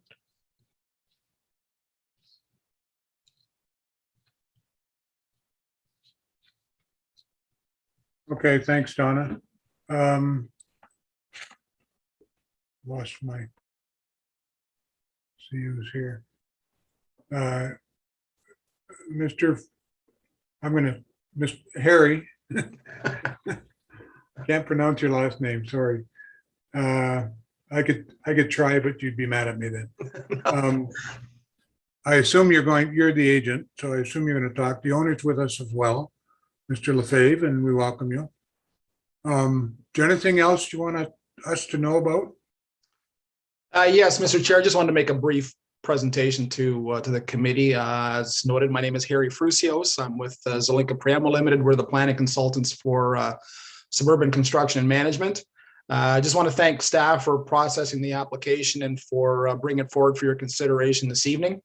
The required variances effectively will allow for an additional residential unit beyond what is currently permitted on the subject lands in accordance with the existing R3 zoning permissions. Actually, technically, we're allowed slightly more than 4 units on the property, but rounding out, it's basically going from 4 units to 5 units in order to get the extra units. The proposed development supports residential intensification and the provision of a wider variety of housing types consistent with the goals of the provincial policy statement and the town's official plan. The type of use and the built form is permitted in the official plan and zoning bylaw, so there really is no concern from a land use compatibility perspective.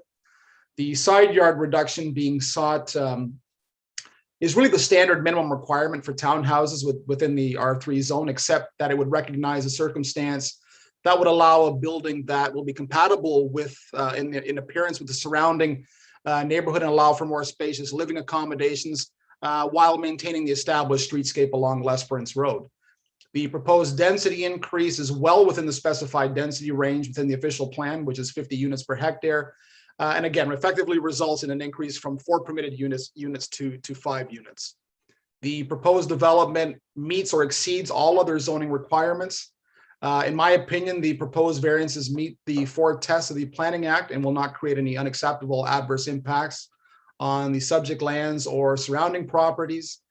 We've reviewed the staff report and agree with the recommendation and the conditions that have been put forward for your consideration. Thank you for your time, Mr. Chair, members of the committee. I'm certainly available to answer any questions you may have. Okay, thank you, Mr. Prusios. Perfect. Oh, thank you. Mr. Lefebvre, do you want to add anything or? No, I'm just here to answer any questions. I apologize I had to step out, but I've got a 2-year-old birthday party here and there's a Paw Patrol character running around my house. So I just had to step out for a second, but I'm here to answer any questions. Thank you. I don't think you want to hear us sing happy birthday song. No, thank you though. Thank you.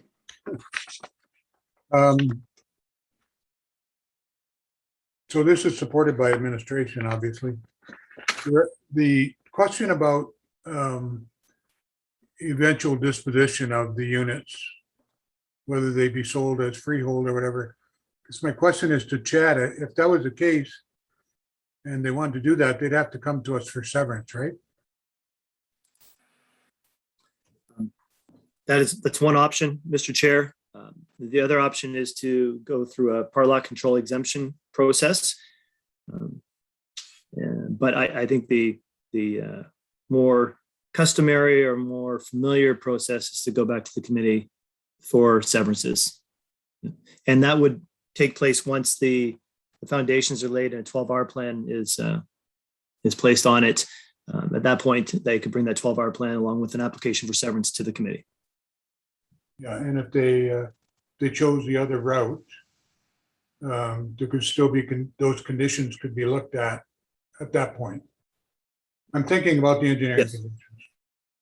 Yes, they can. The engineer can, those conditions can be addressed through that process. Yes. At least they've been notified through their comments in this process of what they would be required to do. And they should actually do their plans to incorporate the drainage and separate water connections and all that stuff at this point, because we're not going to be too happy about ripping up the street to do it later. Okay. I'm not even going to ask you what you're going to do because you probably don't even know yet.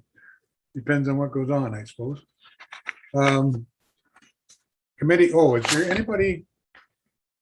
I have a couple of people who might still be here.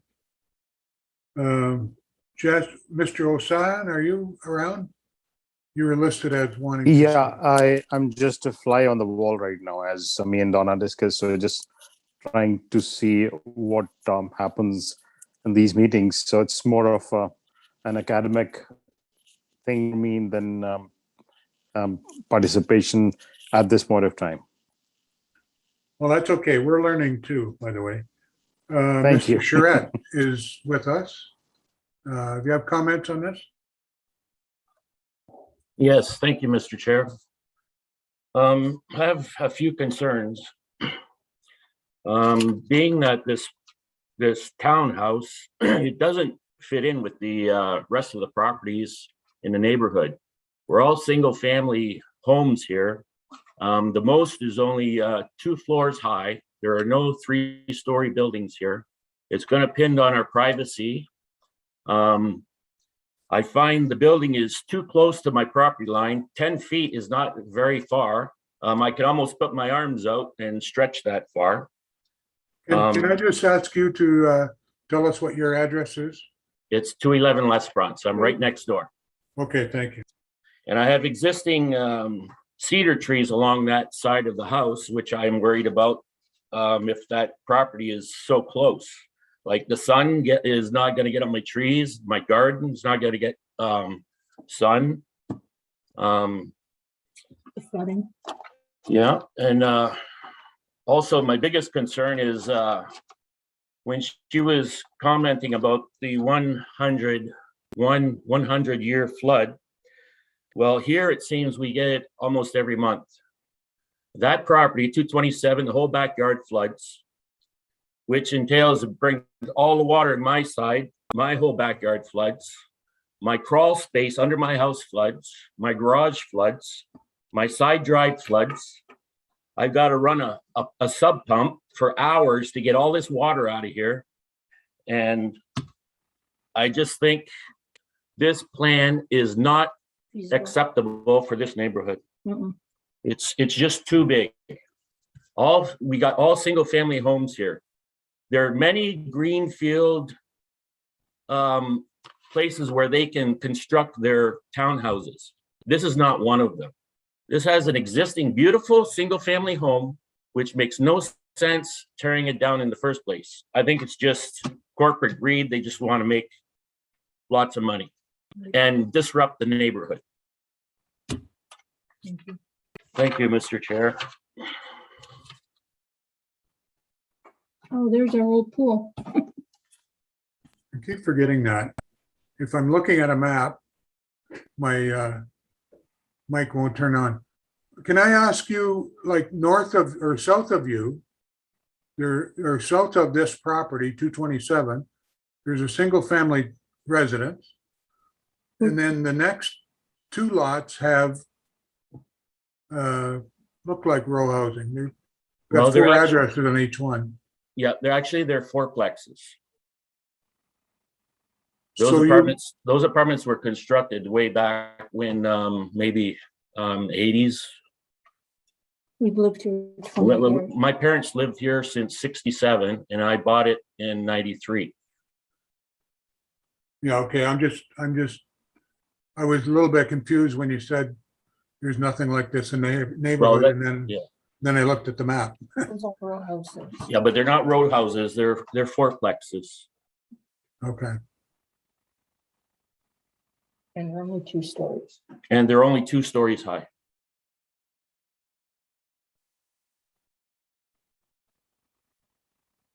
Chad's fiddling with the map here so we can get an idea of the neighborhood, which is one of the things we look at.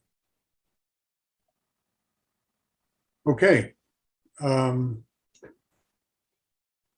Somebody else here. That's you're Mr. Charette, okay. Yeah. Mr. Osahan talked. Candace Walter? Are you around somewhere? There you are. Yeah, unmute, please. Hi, so we're at 220 Shane, that's right behind the Les Bronze home. The only thing that we have a concern with is the privacy. Right now, it's with all those trees that's blocking the back of the house. We do have our privacy though, so that's kind of our big concern right now, is just the privacy is going to be lost when these homes come in.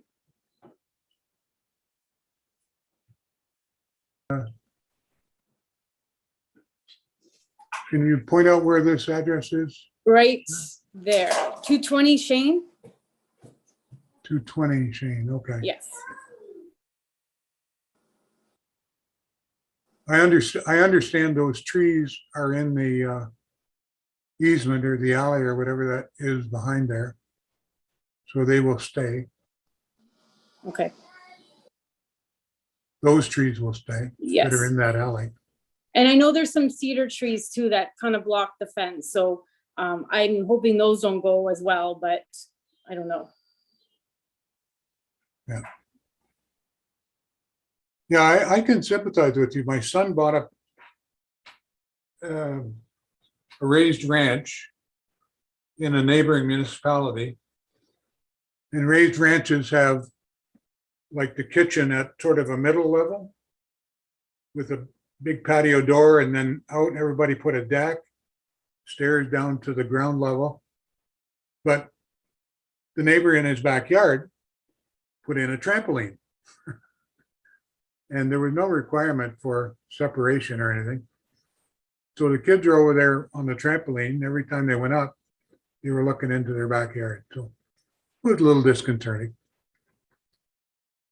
They planted some fast growing evergreens. Okay. So it's the, okay, so that's the issue of privacy. And who else is here? Ann and Harry Campo?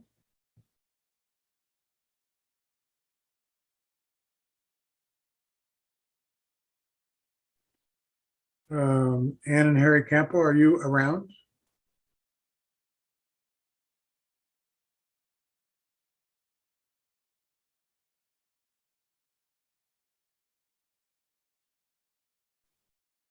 My husband is just texting them. They're our neighbors, so he's just texting them to see if they're on. Okay, we'll give them a couple minutes here. We like to have people have their opportunity to have a say, for sure.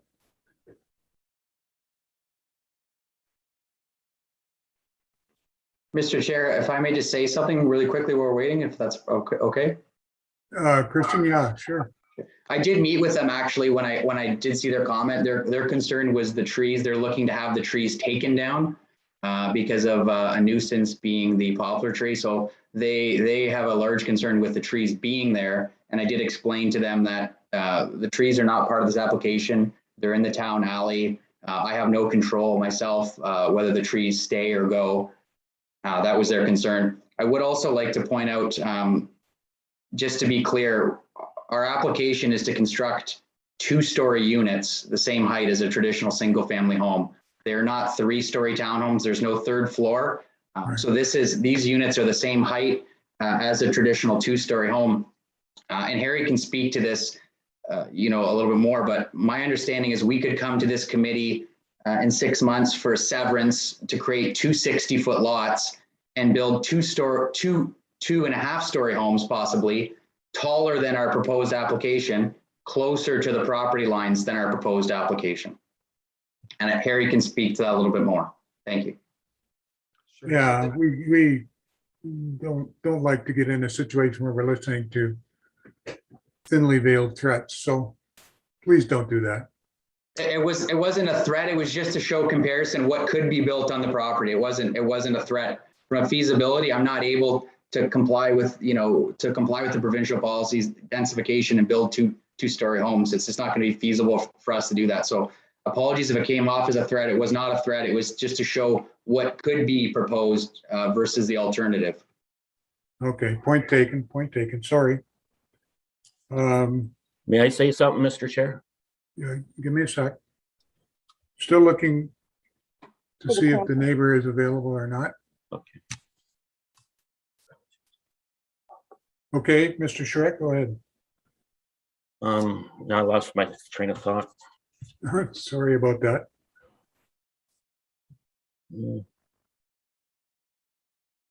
Houses is not as bad as others. Come back. There's the Campos. Okay. Take some time and figure out what you're going to say, and we'll listen to Ms. You got to unmute.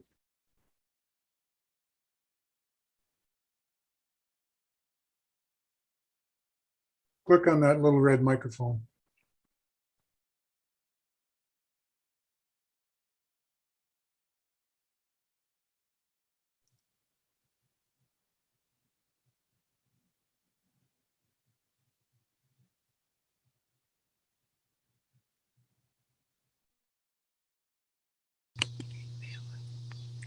Okay, am I on? There you go. Okay. I just want to mirror Candace and Rob, our neighbors' views about the privacy issue. When we initially read the letter, we thought it was going to be 3 stories. And if that was going to be the case, we, of course, would still want the trees there for privacy. But the trees have been a nuisance as far as the pollen throughout the summer with our air conditioning and all that other stuff. So if something could be done, I know it's a separate issue. If something could be done to maybe thin them out, that would be wonderful. We have no problem with the townhouses going up if they're only 2-story. I think it fits the neighborhood. Okay, thank you. I think administration will take your comment about the trees that are actually probably on town property, so town issue. Maybe you could just put a call into the town hall and ask them to look at them. Yeah, we've been there, done that. We put a lot of money into new air conditioning, new heaters for the pool, that kind of thing. That you can imagine the poplar that's coming off of these trees. So I don't know that any new residents would be liking that either. Well, let's deal with that at some other time. That really isn't the purpose for this meeting. But thank you for your interest. It's a separate issue, absolutely. Yeah. Now I saw people. Christian, did you have your hand up? I did. I just wanted to mention to Mrs. Campo that I have reached out to the town. I've left a message with the gentleman who's in charge of the arborist, and I did speak to Chad today and did let the town know that it doesn't sound like they're willing to take these trees down because they're healthy trees, but I did suggest to them that if they wanted to trim them and do some maintenance, it would be the time now, and they could have full access to our property to do so, and might be the appropriate time to take care of that. That's all I wanted to mention. That would be awesome. That's good. Let's get back to the issue at hand, though. Here, we're late enough as it is. Harry, go ahead. Yeah, thank you, Mr. Chair. I just want to add some closing comments and just to thank the neighbors for their comments. Just to speak to Mr. Charrette's comments about the development not fitting in. It's just, as we noted, both the staff has noted that the zoning, the official plan for this area does contemplate a wide range of built forms, including single detached townhouses, fourplexes, as was noted, exist two properties down from us. So I don't agree with the fact that it doesn't fit in, because they are permitted uses in the town's documents. It was already pointed out that this is not a 3-story development. It is 2 stories at 7.6 meters. The bylaw does permit a 10.6 meter building. So obviously we're well within the height restrictions that exist currently in the zoning bylaw. And as far as the trees on his property, I mean, we don't have the right to destroy any neighbor's trees based on our development. So obviously through that process, we'll take every precaution necessary to make sure that no abutting vegetation is harmed during construction. With the trees to the rear of us, again, it's been noted now that those are municipal trees, that we don't have the right to remove them or do anything with them. But I will say that, yes, it is a 2-story development. The setback is in line with the current setback requirements for the rear yard. So there is quite a bit of space, I think over 10.5 meters between the building and the property line, plus the distance of the municipal laneway back there. So there is sufficient separation between ourselves and the neighbors to the west. Other than that, Mr. Chair, no other further comments. Thank you. Okay, thanks very much. I want to give the committee a chance to ask some questions here, for sure. As soon as I see a hand up. Lori? Thank you, Mr. Chair. It's, to me, a really great opportunity to intensify in an existing walkable neighborhood. I mean, I don't think it gets any more walkable than on Les France Road. The ability to tap into existing services as well. The property is zoned appropriately. I did look into the surrounding neighborhood as far as the existing zoning and official plan designations. I think we're checking off a lot of check marks. In addition to that, not only that, but the provincial policy statement in and of itself is something that we want to consider when looking at these types of applications. So the use in and of itself is something that is very much supported and I could see being built. Now the variances, which is why we're here. So we're looking at the variances and how would the variances be impactful, if any impacts to those surrounding properties. Looking at those 4 tests, does the variance, the proposed variance, meet the intent of the zoning bylaw, the official plan, et cetera? And so I think that a big standing ovation to Chad, to our manager of planning services. The planning report was very spot on. In fact, the variances when looking at the intent of those regulations, that what the applicant is looking to deviate from, the intent, in my opinion, is still being met. So for those reasons, I do see that it's, to me, a great application and one that I would support. The applicant is willing as well to work within the means of the other zoning regulations. The application has a lot of information at hand. It's not like we're asking for, I don't need to see any additional information. We have a lot in the application to be able to make an informed decision tonight. So I do appreciate all of the information that was put forward by Mr. Rusius, if I said that correctly. So job well done as well to Zelenka Priamo. The question I had, I think, was answered earlier, and that was pertaining to part lot control exemption, if that was going to be on the table in the future, or if the applicant was going to be coming forward with a severance once this development is constructed.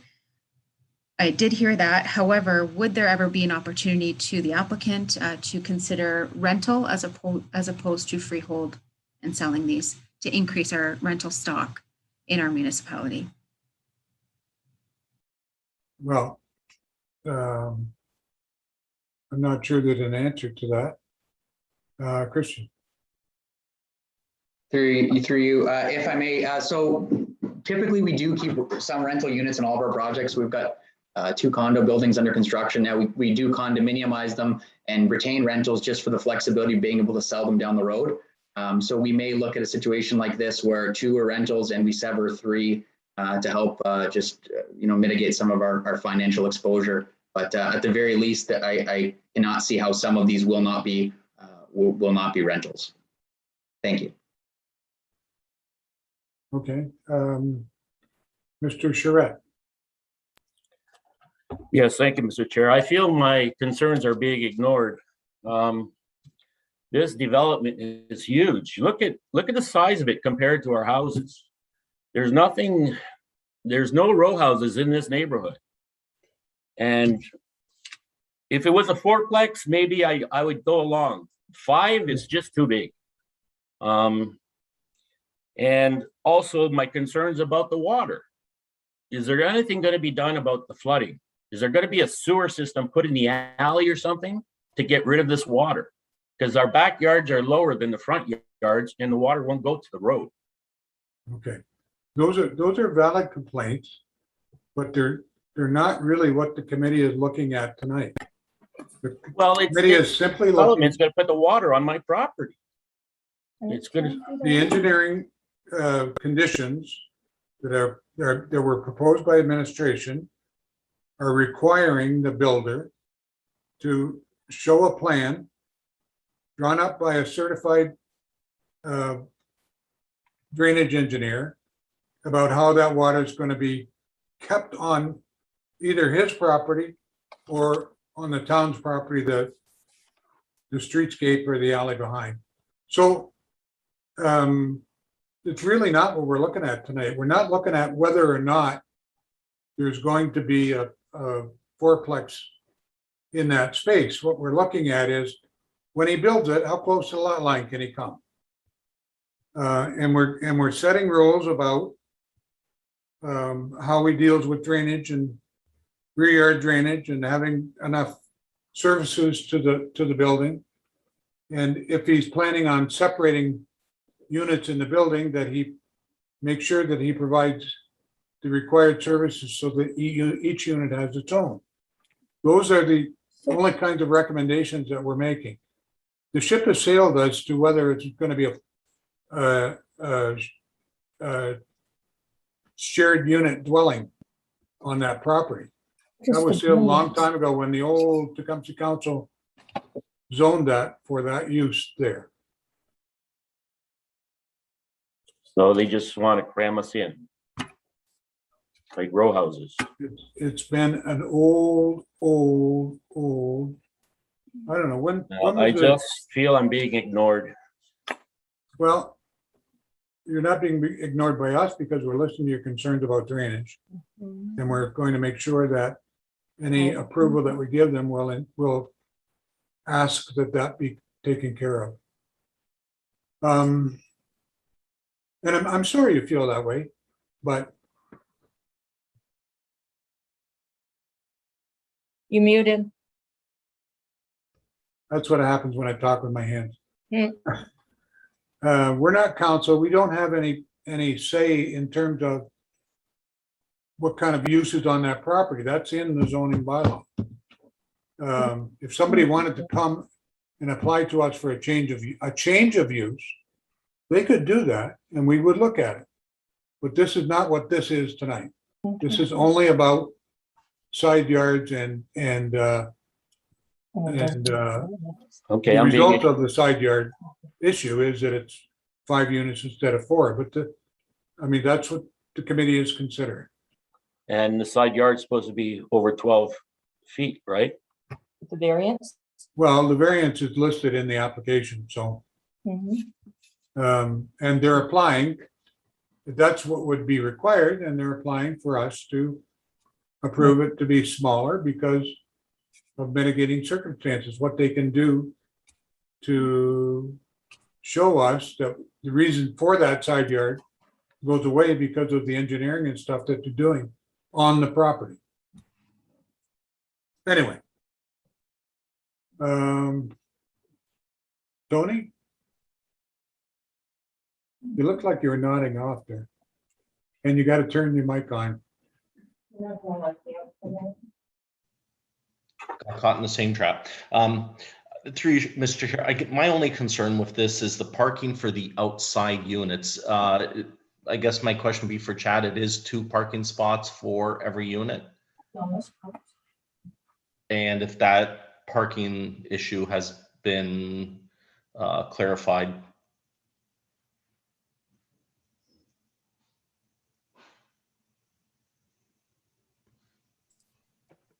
Did we lose Chad? Oh, there Nope. he is. Nope. Thank you. Sorry, Mr. Chair. There's a lag. It's actually 1.5 spaces per unit for this type of residential dwelling. So for each unit, but in that case, would we not round up to 2? If it's freehold, it does Yes. get rounded up to Yep. 2. That is correct. If it's rental, it still is 1.5. Yes.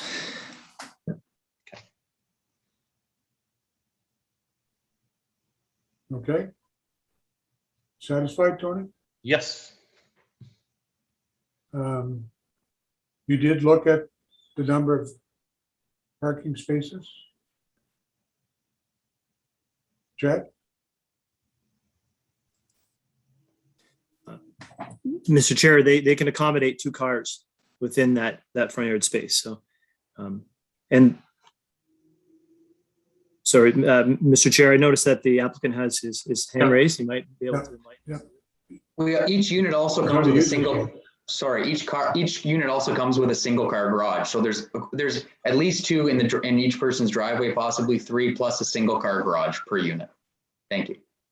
Okay, I just want to make sure that got completely covered. Yeah.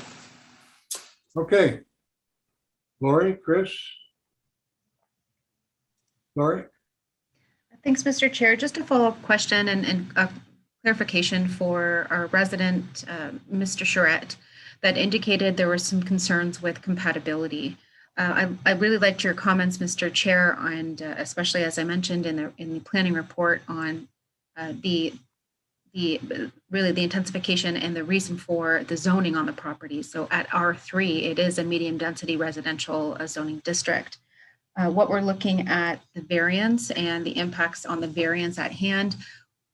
When we do receive comments, when administration receives a decision from Committee of Adjustment on an application, that is taken to the building division or the building department. Any condition before any building permit is ever issued, those conditions do need to be met. And the condition that we would be imposing tonight, if approved, in my opinion, should be that a lot grading or stormwater management plan would be required as a part of this application. So that in and of itself, the building division would not be issuing any building permit until, to the satisfaction of the town's engineer and chief building official, that water is shown to be contained on the property and not to be shed onto adjacent properties. So I hope that does address some of those concerns. And as far as the compatibility of the property, it was indicated earlier, and one that I do feel is important to note, that the property is not zoned strictly for singles or semis. It does have that medium density residential.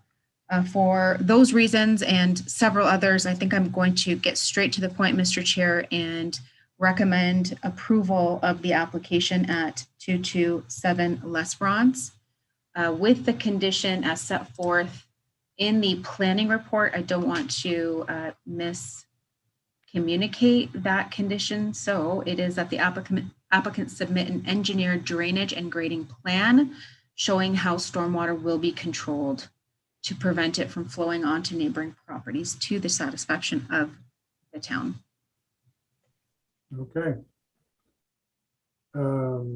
Support for that motion. Make it stronger. You're not going to recommend, you're going to make the motion too, right? Thanks. Yes, that's what I meant. Thank you. Okay. Tony? I'll support that motion. Or Chris? Yeah, okay. All right, I'm going to take Chris as a seconder. And I'm going to ask all in favor, please. Opposed? I'm not putting my hand up. Okay, good. So the application is approved.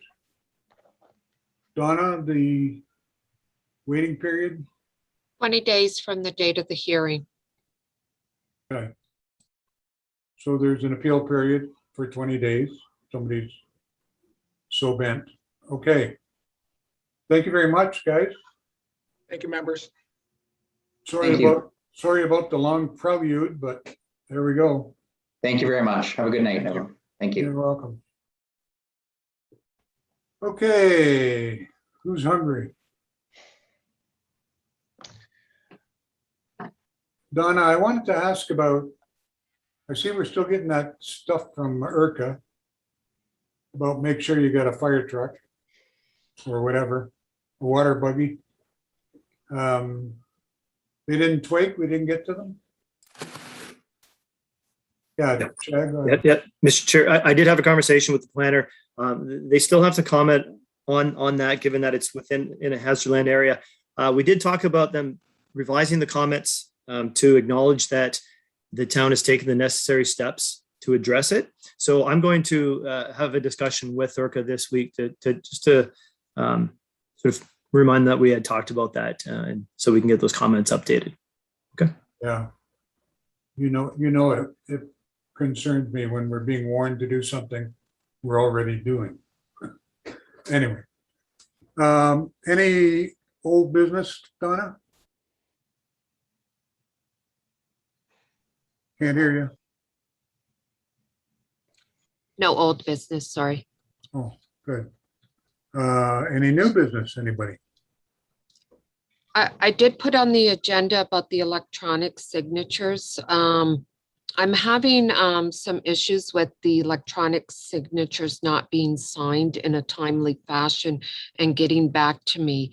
When I do prepare the decisions, they're all based on dates and when I anticipate being able to get the notices out in the mail for those 20-day appeal periods. So for example, a consent appeal period is 20 days from the date the notice gets sent out in the mail. So all of those dates are calculated on the decision. So if I'm not getting the electronic signatures back in a timely manner so that they can go out on the date where you see my name at the bottom, then it affects that appeal period time. So I just wanted to bring that to the committee's attention. I know that typically you would get these signatures either late Tuesday or sometimes early Wednesday morning, but if you are getting it on Wednesday morning, I would appreciate it if you could, in most cases, have it done so that I'm getting it back in the office completed Thursday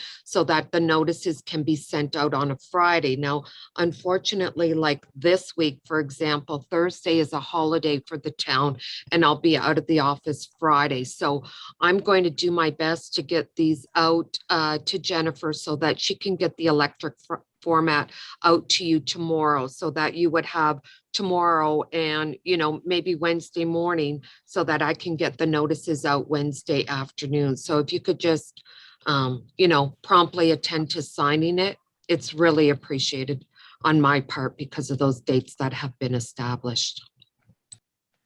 Okay, good. We got 3 other members. Maybe you could just send them a note in the morning so that they have the same plea from you as we got.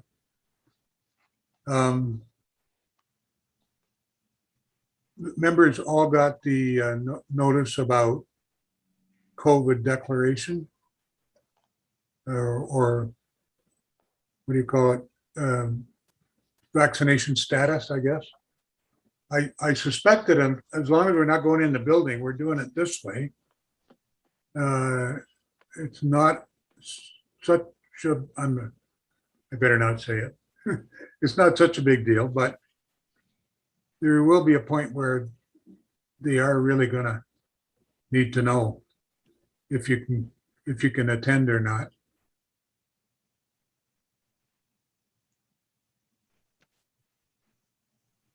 And with that, does anybody want to move adjournment? Because I think we're done. You kicked the cat is dead. Tony and Lori. All right. Thank you very much, gang. Thanks for Thank you. Good night. Good night, guys.